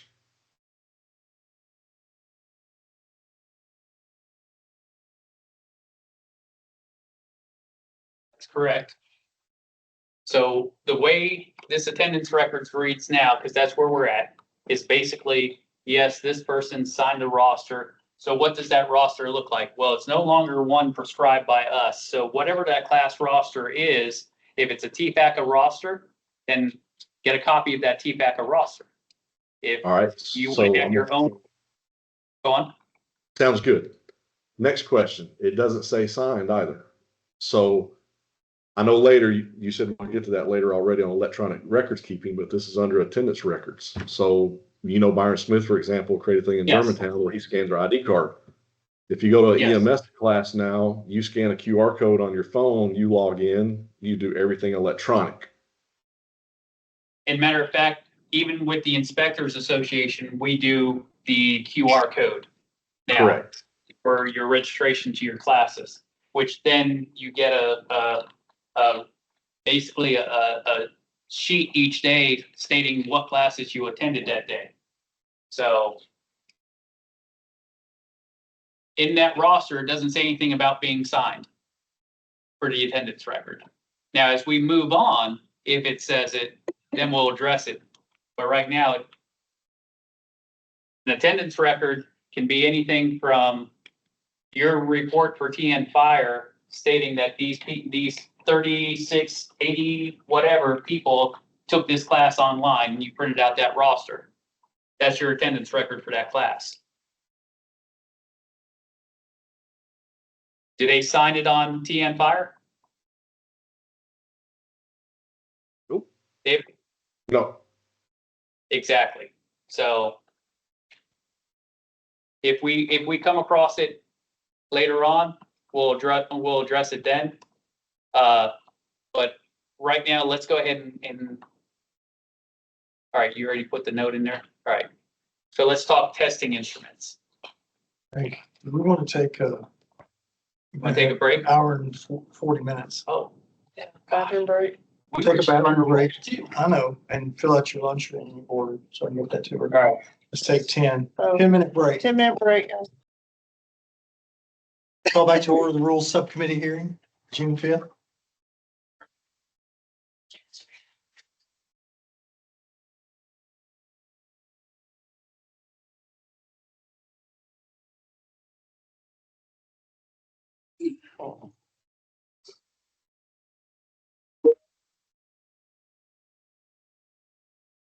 The testing instruments. Are we gonna have a test? We do this whole section away? No, there's Not if they do a Tennessee online training.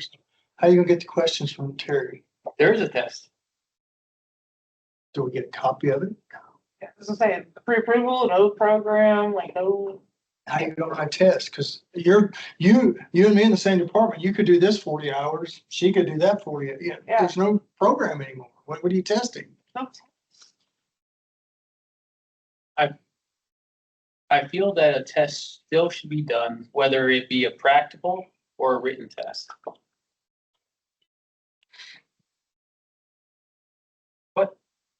How are we gonna keep up with that? By a form that is submitted by the You're application. gonna create more paper, because we're gonna have 40 different programs. If they have 40 department members, they're gonna have 40 programs. But if they're submitting the stuff in a CADIS where they're supposed to be putting it, whether it be the certificate, roster, whatever. But not everything has to test. If Not everything has a test. You're exactly right. fire chiefs are gonna submit their 4 quarterly meetings to the Tennessee Fire Chiefs, and IFC is in Orlando this year. So a lot of people going to FRI that haven't gone. Cause it's in downtown Orlando this August. So how do you test that? I go take classes for my critical care medic stuff and there's no test at the end of my CEUs. Thank you for double checking. for the beekeeper, or Yeah. is Bill and Scott, two people? No, it's me. Bill Scott? Okay. I like to confuse people. He'd eat too if you wanted to.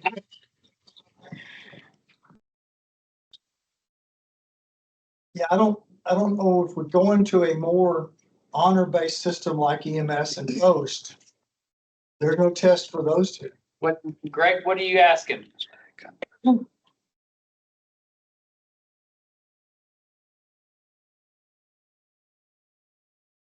Greg, we can't hear you.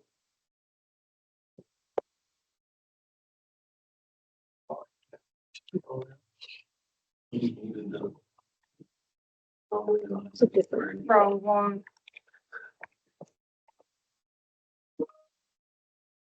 Hit the wrong, Oh. okay, okay.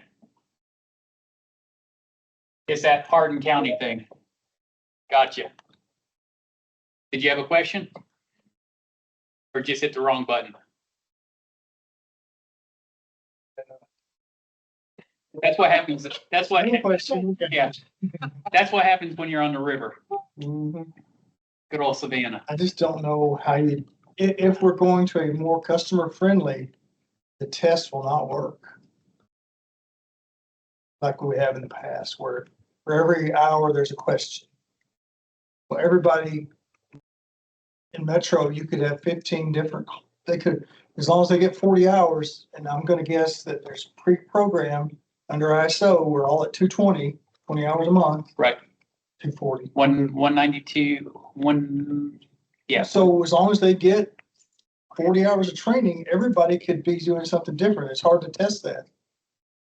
Also too, as you think about your volunteer guys, they're out doing in the field training, like the one that really sticks out in my mind was Jason Driver. He was doing some hydrant and water training with his guys out in Dole, and he posted pictures of it on Facebook. And I guarantee those guys don't have tests, but he was actually out doing hands-on practical training with these guys. And I was like, that's the stuff we need to be giving credit for. There's no written test. Right, so Now, some classes will have a test. You won't Some get a will. certificate without it, but you know, if you're submitting your fire inspector 1 class, 40 hours, there's gonna be a test, With this, we're telling every class that's ever taught that's used for EIP online or otherwise. has to have a test. That's what we're saying in this. And we really, you know, if we're gonna, This was as training officer, always one of the hardest parts was writing the Right, test after again. you write your package. well, sometimes they write the test before they ever build the class. Seen that happen.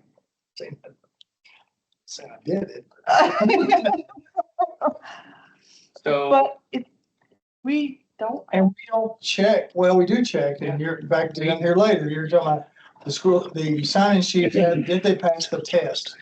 Well, there's nothing in the law that says we have to give a test. when I audit, I look for I look for a roster. Mhm. I look for either a certificate or a testing instrument. But how are you gonna test instrument if we don't submit programs? There can't be. You'll have 100 tests in a bigger department. Right.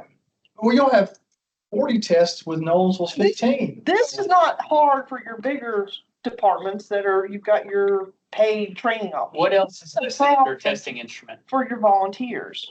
Answer sheets, yeah. Score. Testing instruments. Which can combine the questions, okay. Each examination. I'll have no one in the world I can submit this, We can actually eliminate all 6. Yeah. because I can't even audit it. Again, now EMS, some of the classes, a lot of classes have a test, some don't. If you go to TASS's annual conference in February in Gatlinburg, you just sit through 16 hours of CEUs. Now, and for the fire inspectors, there's no test for the 36 hours, maybe occasionally, but if you go take 8 hours of hood and duct, you take 8 hours of hood and duct, you get a completion certificate. There's no test. On every Bell conference I go to, there's no test at the end of it. I get CEUs for going to take that. Listen, we already killed it. Let's just. We're just, I've been a training officer for a long time. It was painful. He was, Well, painful. school courses. And I think this is something that we should keep. Because it's gonna go ahead and define what. Oh, that is for our customer. When is the approval though? When they submit the package or during the audit? Well, Or when they turn it into Tina? Because right now, if they put in well, no, that's on a substitute. This is only on a substitution form. not necessarily. Yeah, I have These a are- question about this one. All right, what's your question, David? So previously, I think earlier wordings, this was for substitution forms. Years ago, they wanted us to send in approvals prior to going to a class to eliminate substitution forms. There's no way, unless it's a certain conference or something, that I can get something approved for a class that someone sends to me that they want to go to a class in 2 weeks. And then again, B goes back to your substitution form. If there's no exam, they have to write out this course correlation to NFPA standards because they took a class without a test. This applies to every single conference that we send people to. And even if I come to you through the Farm Association and get my conference pre-approved, I still have to do a substitution form for their classes right now. I know we're getting rid of the pre-approval, but all of this was specifically for originally the substitution forms for taking a class not in our approved program. That's what this was for. Again, back to if we're just accepting the hours, there's no point. Well, you're right. So that means from now on, TPAC will not have to come before us to get their courses approved, Oh, they'd be super happy about that. for instance. Well, let's, So that's what I'm getting at here. So, but that's not the, that's called it. Is that in here?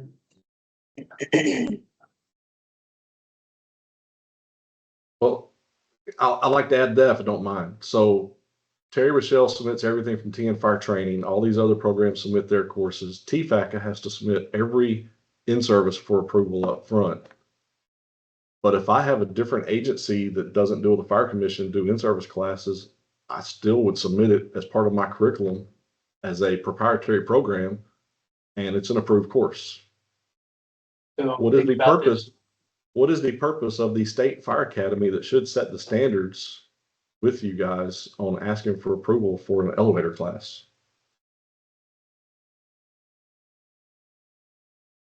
This would coincide with the Dustin Samples PTSD class. Even the minimum training law states verbatim the approved Tennessee Fire Academy course or equivalent.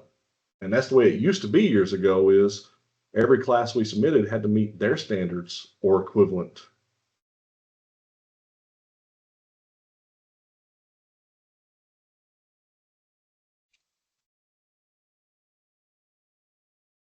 So is there a C to this?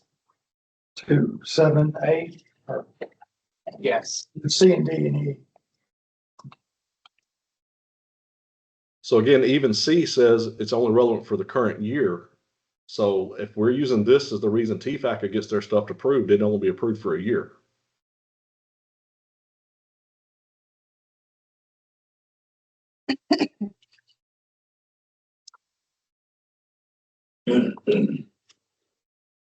I think it needs reworking, and this one may have to go on the healing wall. We may get stuck here if we're not careful for a day. I think we have to have some, if we're rolling out, we've got some bumper rails somewhere. Right. Now, does this have to be, this might need to be somewhere else, or it might need to be reworked. We're giving the customer some ideas of things that, but we don't tell them how to run their pump class internally. You know, let's say we're down, these rules are approved, and in 2027, you're no longer submitting a program. I'm trying to think. Right. And are there any unintended consequences? Right. So in 2027, you submit 20 hours of engine ladder operation refresher. Mhm. You say, I'll use 1,001. I mean, what? Right. That's going to be good enough, I think, for the office, right? As long as the roster, as long as there's a roster for that class, we're not gonna go audit it. You know, what the quality was, because the quality is gonna vary across the state. Right. Because this is only in salary supplement. Mhm. I don't think it's anywhere else in the document. It's not, But why, but, so we're only, I mean, is this unintended consequence? right. Are we gonna put the commission, I think, because half of the meetings are approving classes right now. Or is our focus now gonna become on keeping the rules clean? Well, hopefully 2 years, the rules, we will have scrubbed them so well. I'm dreaming that this becomes not such a burdensome process. I don't think we're gonna answer this one today. I think we really need to look at it. Well, Let's just say how to abolish it. Well, listen, our goal for subcommittee right now, our number one goal is to have chapter 7 and 6 Ready to ready to go by the end of July of this year. of this year. So I'm, in my mind, for number 7 and 8, because you've got approval of specialized schools and also fire courses, Well, colleges. colleges. And certification programs. I go back to if we are accepting whatever That training. chief finds out and sends you. Yes. I even have this in here. And keep in mind, this is only for education incentive. Other places in the rules, you still have to get certification type classes approved. Correct. Right. Is this unintended consequence making it too much of a free for all? I don't know. There's 15 companies pop up the minute we change this rule. You know, every fireman in every station starts his own consultant, because he doesn't have to go through this approval process. Right? Or he or she. And that's,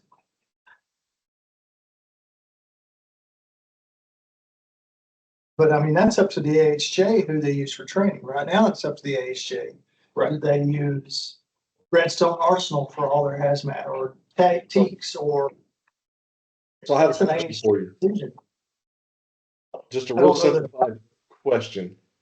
If I use an online training platform that has not been approved through the commission, it still has always counted for my in-service. I just use the National Fire Safety Institute for an online class. They don't bring their courses to you guys. because you did a substitution probably. No, I Right? put it in, I No? submit it as a proprietary program. Or an online class with a proprietary test. But the ones who are trying to sell are the ones that are coming to you, not everybody else. Got a point. So why do we have it? The burden of proof is back on the AHJ, that it's quality. I mean, if it's a training officer, I'm not gonna spend 10,000 with crap. Right. No. They're gonna have a reputation as a quality training. Say, Well, I mean, if they're wanting to teach like PDO, AADO, officer, instructor, That's that, completely I know, I'm saying that stuff they still will have to bring correct. to us to get approved, so as a third party entity, but if they're just teaching, class on 2 hours of knots. yes, then So back to the original question, why do we have it as, 7 and 8, if it I doesn't make say sense, have 7 and 8 both. 7 and 8? Travis, any concerns? Still there. 9 as well, because that's just talking about our programs, which is, So 9 is. 9 has a requirement in it that we took out earlier anyways. yeah, so take 9 out too. 10 I like because it limits that they just can't do a 40-hour EMS class for their fire in service. Yeah, They no, already have to no. have 24 hours every 2 years at the lowest level, at 36 or 48 for paramedic. At higher Yeah. level of CEUs. Yeah. So a question we've gotten in this about fire inspectors is whether they can use their post-service training as in-service credit for their Further, basically. so there's a loophole that's in this law. And it's only, here's where the problem with this loophole is. I could be a police officer and receive post-education incentive. Right. But I also can be a volunteer firefighter and receive volunteer education incentive. So can you use your post-approved 40 hours in service training and say, well, half of that was safety, life, CPR, whatever. Can I use 16 of those hours towards my VEIP? Like you're saying, emergency medical. So once again, this loophole that was created by legislation, it allows a police officer to receive their post and volunteer. Mhm. But a firefighter, Right. career firefighter, who's a volunteer police officer can't receive because they don't have, right? So we're allowing them to double dip. That's gotta be such a small number. Yeah. And then most of the time, what we see is the ones that are like at Nashville fire, that are also, they're fire investigators with arrest or investigatory. Yes. Law enforcement But powers. again, we're not, What entity are they working with? They work for National Fire.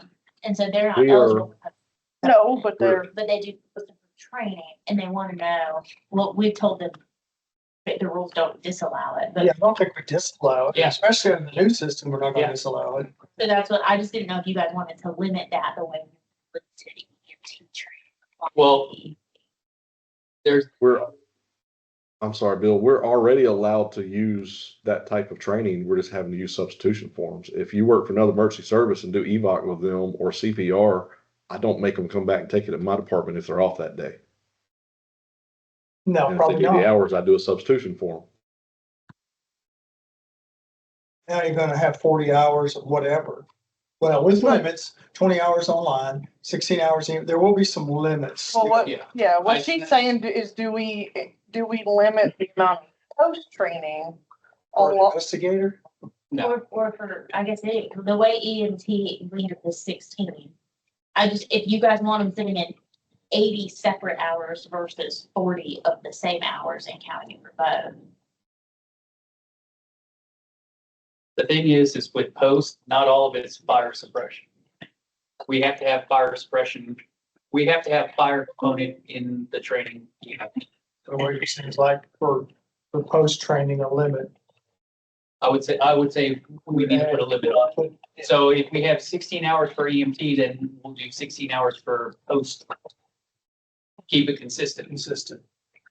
So we want, Yeah, well, you've eliminated 7, 8, I think it'll just fall in whatever next number is. Okay, It so won't be- question. Every TEMA class is post-certified. But it's also hazmat. Well, not necessarily. It depends, because if you have your search and rescue or if you have your GPS, you have, They're not post. well, it would be dependent on what the class is for that post requirement. Wouldn't it, I'm David? I'm just making a point. I mean, I'm like you, it should be fire related. But it is possible to go do 100 hours of training this year that's post-certified also that still meets firefighting curriculum. I think by limiting it to 16 hours like we do with EMT training, that still, That's all you'd submit. yeah, that's all they would be able to submit is up to 16 hours of that towards their 40 hours. Okay, so how does that affect the TEMA class that's also hazmat and post-certified? Is that gonna leave a loophole? Now, that's a good question. No, I mean, it's hazmat. It's meeting the But, standard with, but the way that reads right there, it is also post officer standards and training. So if they go take a people searching class, which falls under our fire department's training standards, and they're given a certificate from the police department they train with that it's post standards, only 16 hours of this 40-hour class counts. Well, they would have the TEMA certificate also, so they would submit the TEMA certificate, not the post. not the post. Yeah, I mean, there's an easy way around that. I mean, if you took 40 hours of constitutional law, we're not gonna count it. If you take 40 hours of hazmat, it's hazmat. It's do require HMA, HMO. I mean, there's gotta be some common sense out there by the authority, the AHJs too. I understand that, but when legislators read this and my certificate says post, that's what legislators look at. That's how we got where we're at today. What y'all do, I just wanted to bring it up that we've had that question. Well, I mean, instead It of could be a putting, simple exemption for a TEMA class. could it be? Cause we specifically spelled out emergency medical training, instead of putting post officer standard and training, could we put some kind of law enforcement training? Not be so specific. Yeah, because if you bring me that fingerprinting and because I mean, the crossover is an arson investigation class, but that's very fire related. But it's to where, you know, crime scene, so that evidence preservation gets into a gray area. Yeah. Right, Because we should all be responsible for that. But that's in chapter 1 of this stuff. right. David, do you think the law enforcement training verbiage is Sufficient. sufficient? I just don't want to eliminate TEMA when the wrong person gets in reading the rules. That's all I'm trying to protect. I agree with everything else. I just want to make sure we don't leave a loophole in there to exempt that. Right, or as my old HR, back us in a corner that we can't get out of. Correct. I just don't want somebody to do the police academy and go, there's my training for the year. But some of the fire marshals will. And I agree. This is firefighting volunteer or educational incentive for firefighters. Yeah, I didn't even realize until just recently in a meeting I had with the, I guess it was the Nashville Assistant Fire Marshal. They've got fire investigators, fire marshals who are post certified Yeah, and carry guns and all that kind of stuff. Yeah, and I believe there may be several other large cities having the same way. yeah. Yeah. Memphis. And we do too. And for them, a fingerprinting class would work for them, but not my firefighters. Yeah. So what if we just added a section C?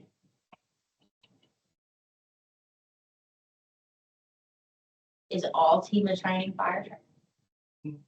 More all hazmat or The all large. hazardous management. Yeah, Now, that's usually officers, so it's not a, if somebody's taking their. the 305. 305, Planning section Planning section chief, logistics, whatever. safety. Yeah.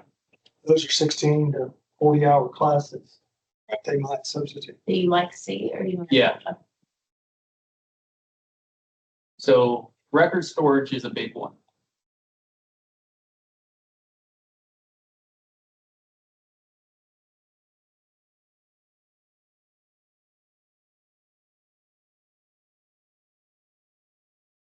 Should be secure. The access to the records shall be limited. I think A should stay. B.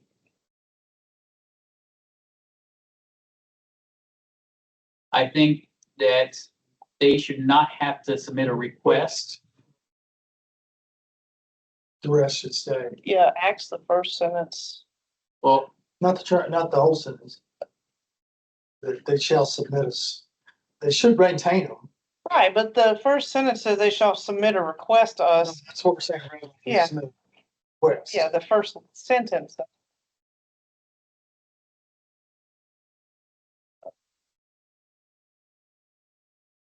It should just be shall be subject to. The electronic record. Yeah, she's probably right. The whole first sentence can be. actually, it's any department that maintains training records by computer or other electronics shall be subject to audit. Yeah. Okay. The department shall describe the electronic record system. To who? There's no need for that last line. Who they describing it to.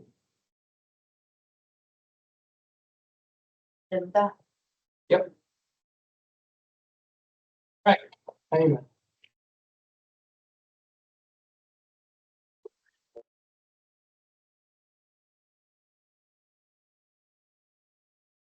Now, David, this is where you have a question on yours because it's been a gentleman's agreement, correct? Correct. Now, a lot of this will go away when we get rid of the pre-approval program. So when these rules take place, this won't really affect the volunteers as much as it does now. Because you don't have to have an approved program up front, correct? Correct. Correct.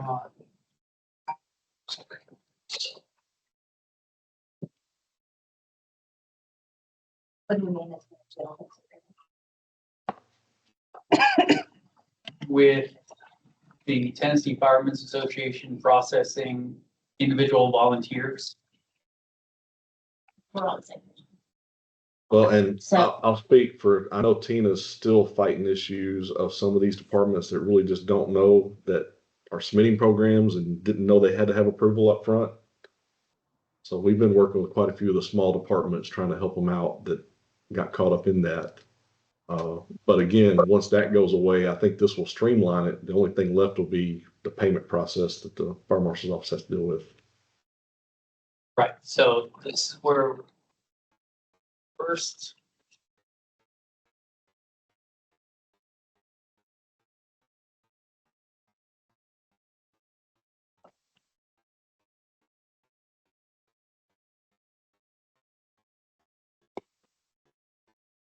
Right, so B, payment will be made only upon request by the fire department.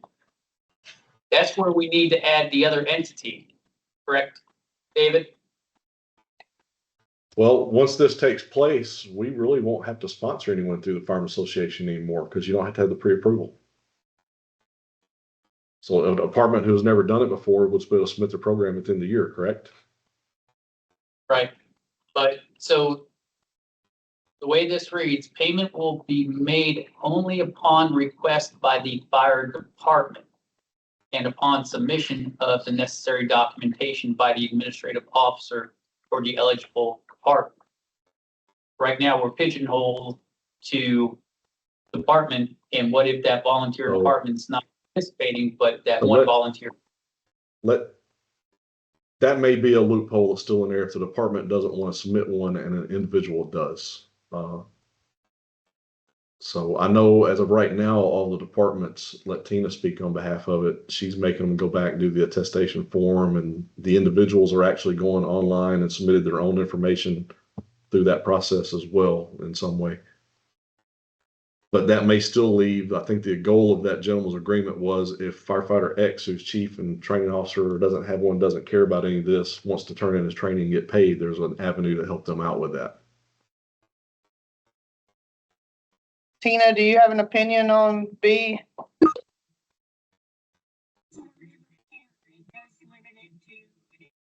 We can't hear Can't you. hear you. Can't hear you.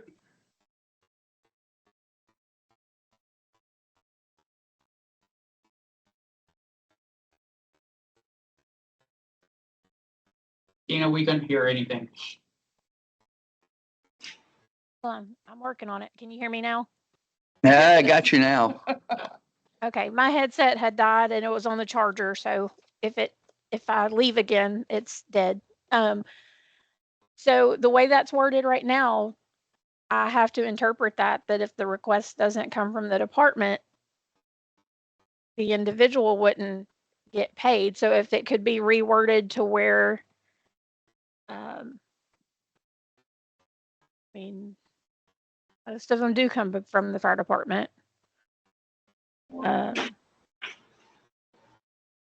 Request by the fire department or Sponsoring agency, individual. designee. So the reason the Firemen Association got involved is because the way the rules are worded, it had to be an agency or department. Mhm. So if we're not having the pre-approval that requires the agency or department, then can an individual submit their own information if their department is not participating? Right, Tina? Right now, with that rule, That- they can't.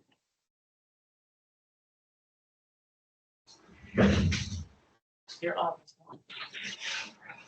That sounds like a nightmare. Like I would rather just have like a sponsoring agency Yeah, I think it would help streamline a lot, and we don't mind on a farm association to keep doing that. Because then the only person who's putting their name on the line is the individual. Well, we hope they're grown-ups too, so.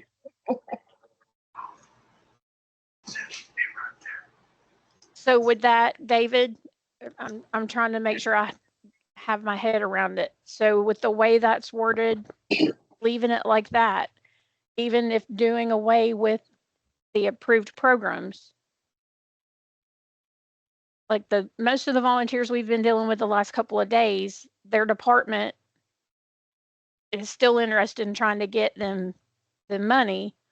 So the departments have been willing to do the documentation I've asked for. But if one of these individuals wanted to submit as a volunteer, but their department says, I don't have time to do that, is that at that point, I would just know to send them to you to submit? Yeah, that'll be fine with me, however process that works. I just want to make sure the wording in the law here allows us to do it. So they would not Right. have a statement from the fire chief. Could we put fire chief, or I don't know if you want to name the farm association or just leave it an agency, or Well, I mean, like I've kind of- the way they've written I've it in been there given- now, sponsoring I've been- agency would cover you, Yeah, so what have we been doing? because you They've been could do an allowing me to attestation sign- form for them. Yeah, they've been allowing me to sign in both positions for that a couple times. I don't think I've had to this year, but last year I did. What is the Firemen's Association? And is it an agency or should we call it an organization? I just want to make sure we're using the right word. It's a 501c3 sort of, or is it just an association? David, you guys are a 501c3, aren't you? Yes. Maybe put organ. Okay. Yeah, because there could be others that pop up. Right. But Tennessee Fire Chiefs could do it. We're a 501c3. Actually, we're just a trade association for the benefit of the members. That's the way we're organized. 501c3 takes a lot of people. Yeah, it does. Well, agency, organization, whatever. I just don't want to pigeonhole and just put just the Tennessee Fire Right. Association. Yeah. Yeah, because others could do it. Northeast Training Association, Right. Yeah. West Tennessee Fire Chiefs. I mean, any one of us Yeah. could do it if we had the person. Right. Or somebody like David Doris would have to want to do it, but So would you want an organization that has a permission to be approved to do that? Yeah, would it be an approved organization? I just want to make sure if we get audited by state comptroller's office, everything's legit. Like you don't want St. Jude's sponsor people. Mhm. So we might need to say other approved organization. Yeah. Commission approved organization. yeah, because somebody might go into this as a business. Right. You know, I get these from the state, Secretary of State, somebody always offers to do my annual report for $500. Right. I can do it for free in about 5 minutes. Yeah. It's one page. Yeah. But I get offers every year. And some fireman, some industrious firefighter out there, well, I'll do your program for Yeah. $200 a year or whatever. Yeah. Guaranteed.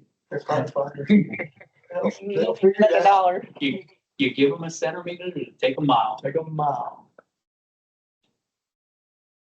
Just hanging with us in 41 years. I hadn't seen everything, but Seen a good bit. I've seen the pattern of my brothers and sisters.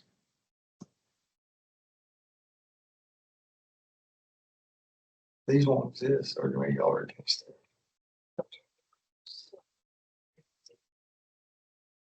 Greg, I'm reading your question. Small departments around us that.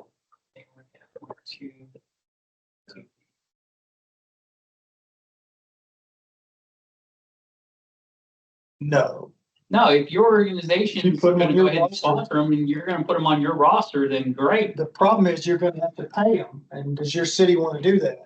correct. That's the problem.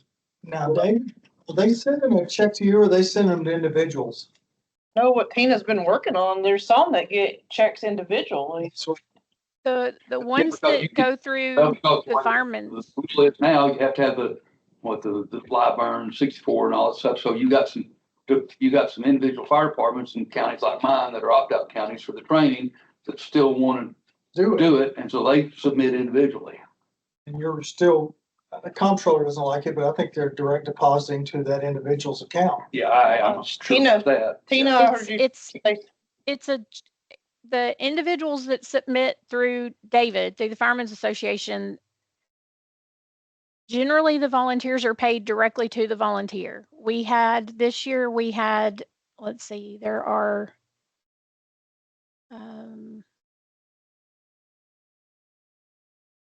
16 departments that actually are volunteer. They're all volunteer, but the money went to the government entity, and that entity will then disperse the funds. But most of the volunteer departments do not want to have any dealings with dispersing the funds, and the funds go straight to the individual in the form of a check. They do not direct deposit. They do not do electronic fund transfers to individuals. It's all paper checks in the mail.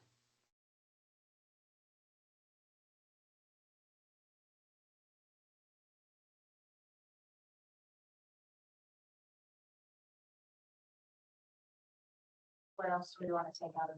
So by March 1st, the calendar year. At the request, service training report, statement of archive testing. So they're still gonna have to do a test at this station. I think you're gonna have to have a. So the acknowledgement from the county mayor or executive accepting the payment, that's where we need to go ahead and close that one up, because if the volunteer is getting it directly from the comptroller's office, they're not gonna have county mayor or executive accepting the payment. So, Well, you could put 5 back in. Or somewhere it's gotta be the individual. Cause right now, It should not and, it should be Or.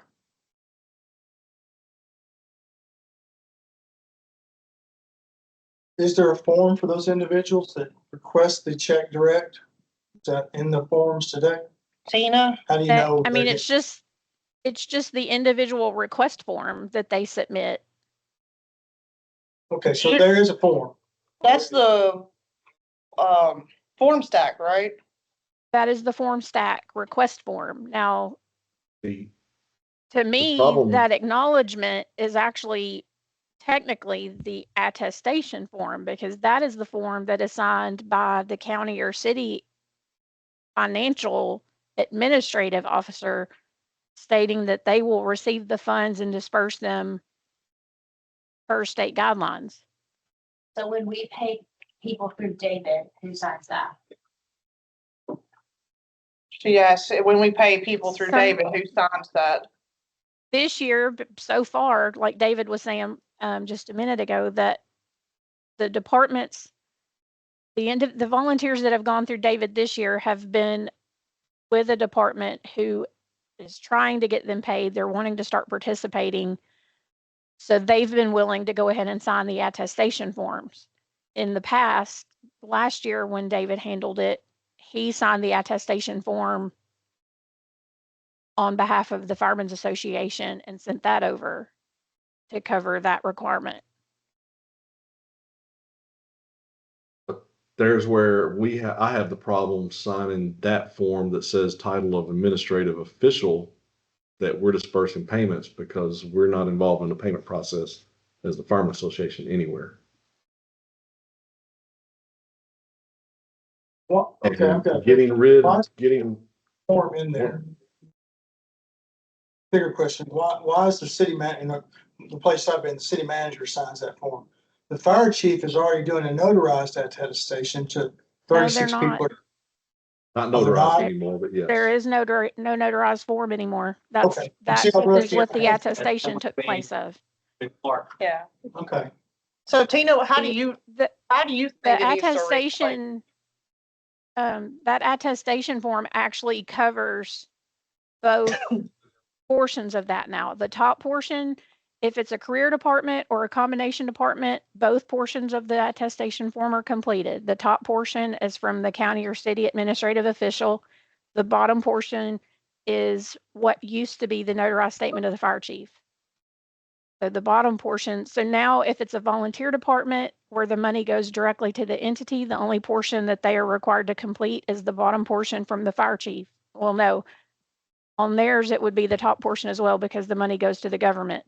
So on the volunteer departments where the money goes directly to the individual and the government refuses to accept the funds, then it's just the bottom portion I require from the fire chief. So should I write fire chief instead of individual? I don't, if we start requiring the individuals receiving the money to do an attestation form, that's going to create a nightmare. I have a hard enough time getting some of them to complete the request form online. Well, I was that gonna say- doesn't turn their W-9 in. Tina has enough problems trying to get the W-9s for the one time they have to submit them. Bless their hearts. Those are a struggle. Do we need 4 anymore? I don't know. Is that Do a we need what cultural? anymore? Do we need number 4 or? The attestation acknowledgement form is and going to be narrative. required because I have to submit it to accounts payable when I send it up for payment. That goes along with the request form. Oh, do we need to take 4 out and reword it? We added this in the last rule change.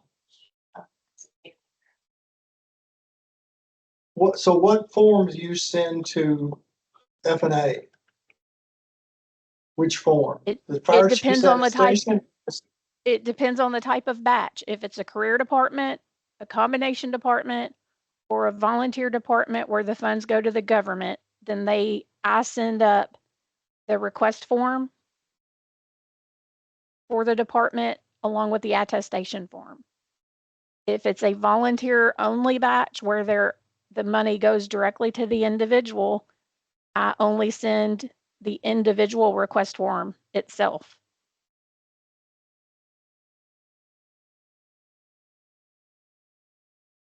Well, I'm gonna ask a question since we're in the middle of all this.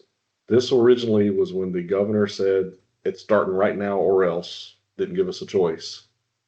Worried about departments not getting involved and firefighters who are wanting to be part of this not being able to be part of it.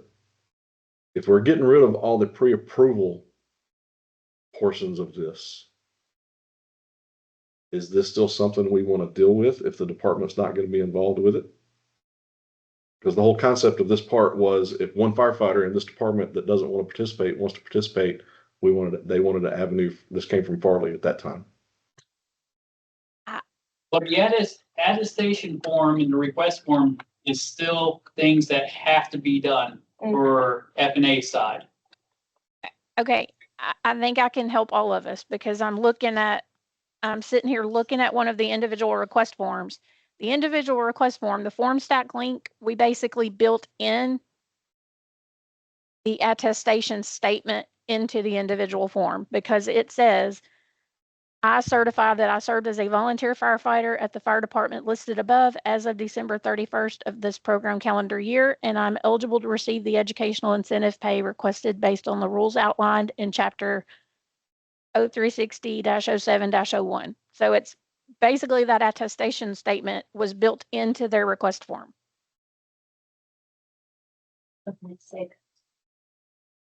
I'm just trying to distinguish what's the difference between 3 and 4. Which forms do you send to F&A? Is it one form? Okay, so one is educational incentive. So that is one would be the request form, be either department or individual.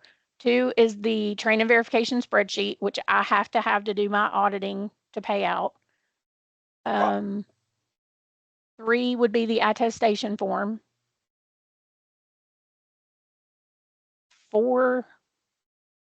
Basically, 4 was combined with 3 and 4 look anyway, like they're basically the same thing. because it used to be 2 separate forms. It was. Yeah. It was a request form that stated the number of individuals they were submitting for, and then there was a separate form that was the notarized statement from the fire chief. Where it's all one form now. It is all one form now. Or doesn't exist. Or won't exist. Right, so 4 doesn't exist anymore. Because it's part of, actually, it's 3 and 4 is combined. So could 3 and 4 be combined to where it would read attestation form? Can you take out the fire chief, county mayor, and executive and all that and just leave it as a attestation form as required? Because the form has all that information on it. Yeah, and it depends on What they are. how how they're submitting as to which part of that form is gonna, what I'm looking for when I see those forms. We don't want to get you in trouble where you send something up and then finance administration goes, I need blank. Oh, As and long as they're I processed.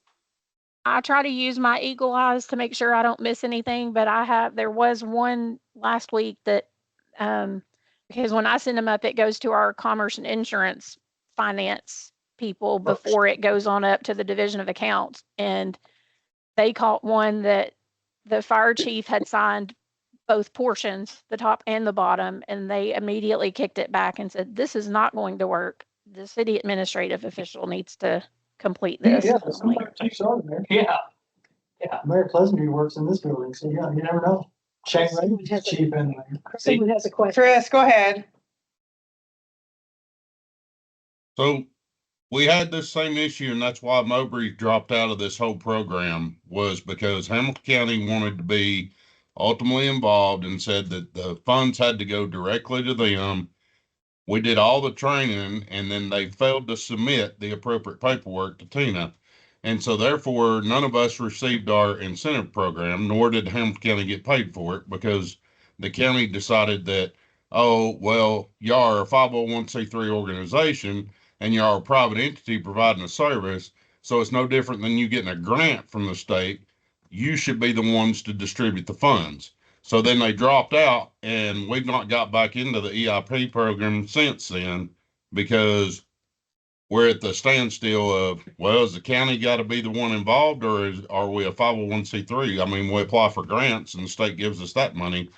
Why are we not eligible to disperse the funding that we get from there? I mean, we're audited on that as well. Which, Bruce, you bring up a very good question, because would it be the chairman of the 501c3 board that would actually be the substitute for the county or the municipality executive signing that? Well, I serve as the fire chief and the chairman.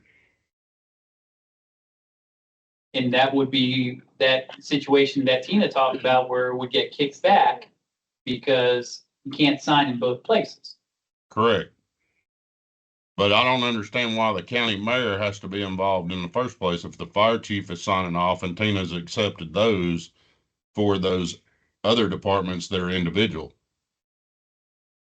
Yeah, I mean, if you're strictly a volunteer department, the money could go to the individual directly and it wouldn't have to involve the county office. That's all I was saying, was because that's why we got completely out of the program. I mean, we want to be part of the program, we just can't be, because it's a debacle between the county government and the 501c3 organization, because the county didn't want to receive the funds and they didn't want to be responsible. But then we have to report our stuff to the comptroller's office. We have to maintain all of our financials just as well. And we're just as responsible for making sure that those people receive their funding.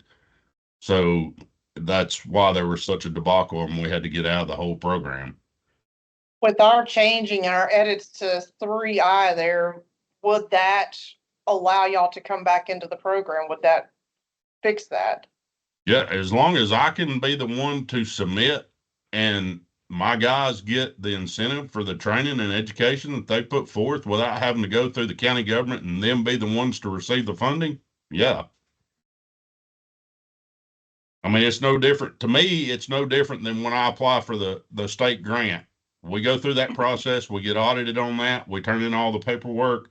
We get the funding and we do what we're supposed to do. I look at this program as the same as what's coming from the state. Both of them's coming from the state. we word it like this, are we gonna have problems with like the financial people and getting the money and writing the checks and that? Tina, did you hear Marbeth? I didn't hear all of it. Are you gonna have problems with the fiscal side of things if the language reads like it currently reads in blue?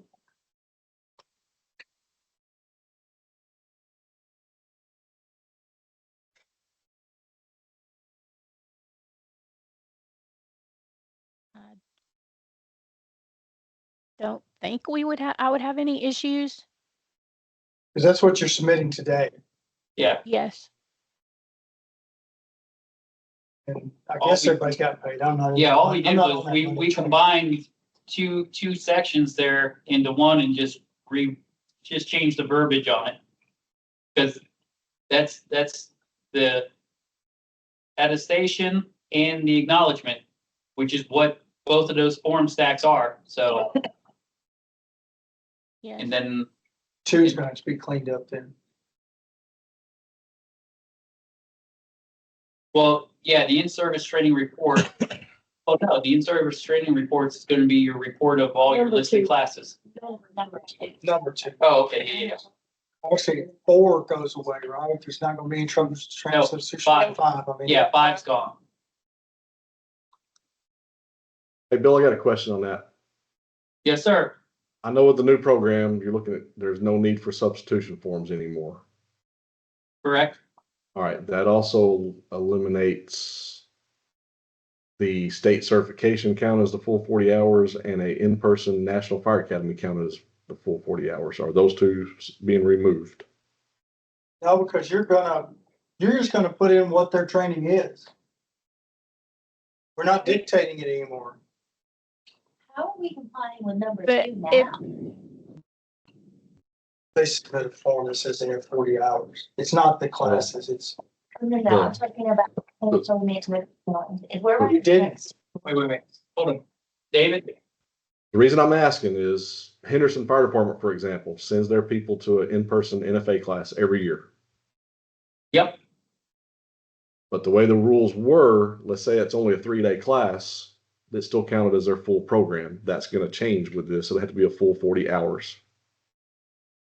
And a lot of departments use certifications, but if it's an online class they take and then get the certification, they can only count 20 hours of that. So I was gonna make sure we give the right information to people if those are changing. Well, no, I think in this is my opinion, that if you're submitting your training roster for that year, and you have those people who have gotten the FFC certification, then that should suffice, because it suffices today. I think we And just deleted would- that. That's, What's that? We deleted that. I believe that's been deleted above, including the NFA class. Because we said we weren't gonna need substitutions, and that's where it was at. Right. But if. See, that if- kind of if makes somebody me goes to- question. Sorry, that Go ahead, makes Jan. me question if we completely do away with the requirement for the substitution forms. Because we're not believe even- requiring a program, but 'Cause they even don't in that do the process- training, but they do a certification. If they list for firefighter A that they received firefighter 1 this year, and it's on their training report that they're submitting for their program, it's a quick click of the button that you could actually verify right there on screen that that certification exists in that date range for that year. I believe the way we did the substitution form area, deleting all of it, that's not in the rules anywhere. But we're not dictating, it just has to be fire training. So if somebody does a 40-hour NFA class, you're gonna submit the certificate. That's gonna be indicated, And that's it's the gonna- 40 hours. Yeah, the hours are Correct. gonna be on the certificate and they're gonna put the hours in the box, or should. Yeah, Now, like for HMA, that 16. that was a loophole where you could take a 4-hour class and get credit for the whole 40 hours because you acquired a FFC certificate. I think that needed to be closed up anyways. I won't argue that one. But if I do an online class for instructor one, for example, they can only count 20 hours of that. So that's all I'm asking is make sure we're putting the information out accurately that that was changed, if that's changed. Because if I do an online class and pass the certification, that's not my 40-hour program by these rules. Right, because you can only count for the 20. Right, and Bill just stated it does, and that's why I'm asking the question, because we're not even sure on it, so. So if he takes, for instance, like he takes Terry Rochelle's fire instructor online, technically it should be a 40-hour course. That should get them their 40 hours, but because we wrote it in that they can only claim 20, even though they completed that full 40 hour, he's only going to be able to claim 20 of that because it's online instead of in person. So I think that's where his, Right. I'm not arguing for or against, I'm just saying that leaves muddied water if we're not putting the communications out of what the exact rules are if it changes like that. Because for exactly now, if I send someone to fire academy by the way the rules are now and they take a 2-day class, that gives them 40 hours of training. Are there any 2-day classes? Just like a 4-hour hazmat awareness class. Every class is a minimum of 40 hours with the exception of HMA and ropes. Awareness is not 40 hours. What two-day class are you referencing? You're not Or getting like a rope. in-person NFA if they had things like that. I mean,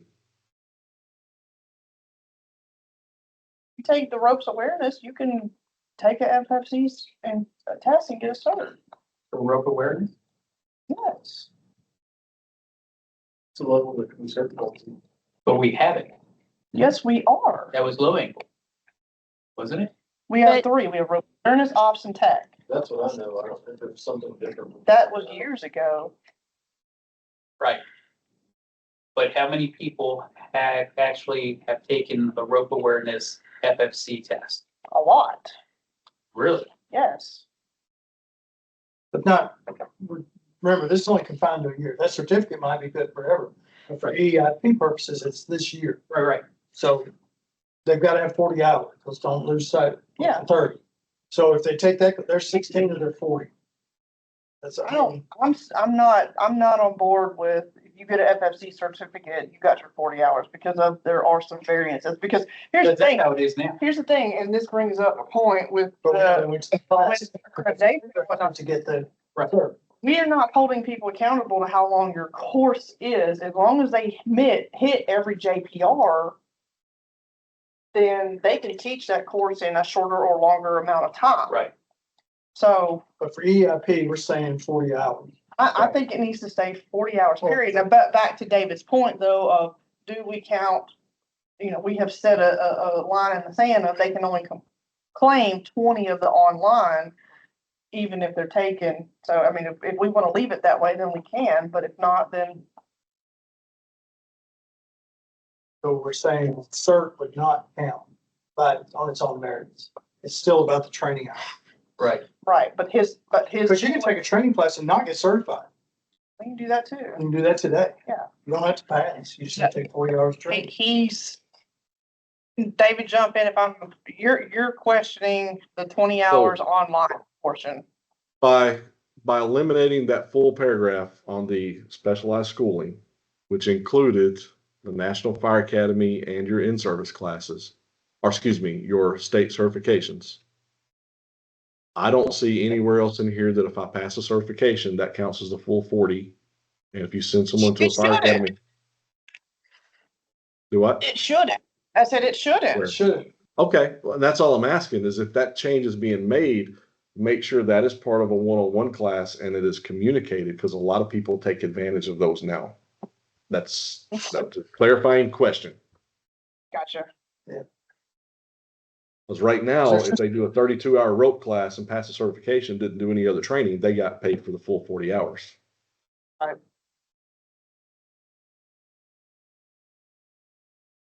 right. And there'll be some fallout like this if we're trying to clean up some part. Shrapnel's gonna be had. I think that's a loophole that should have been closed a long time ago anyways.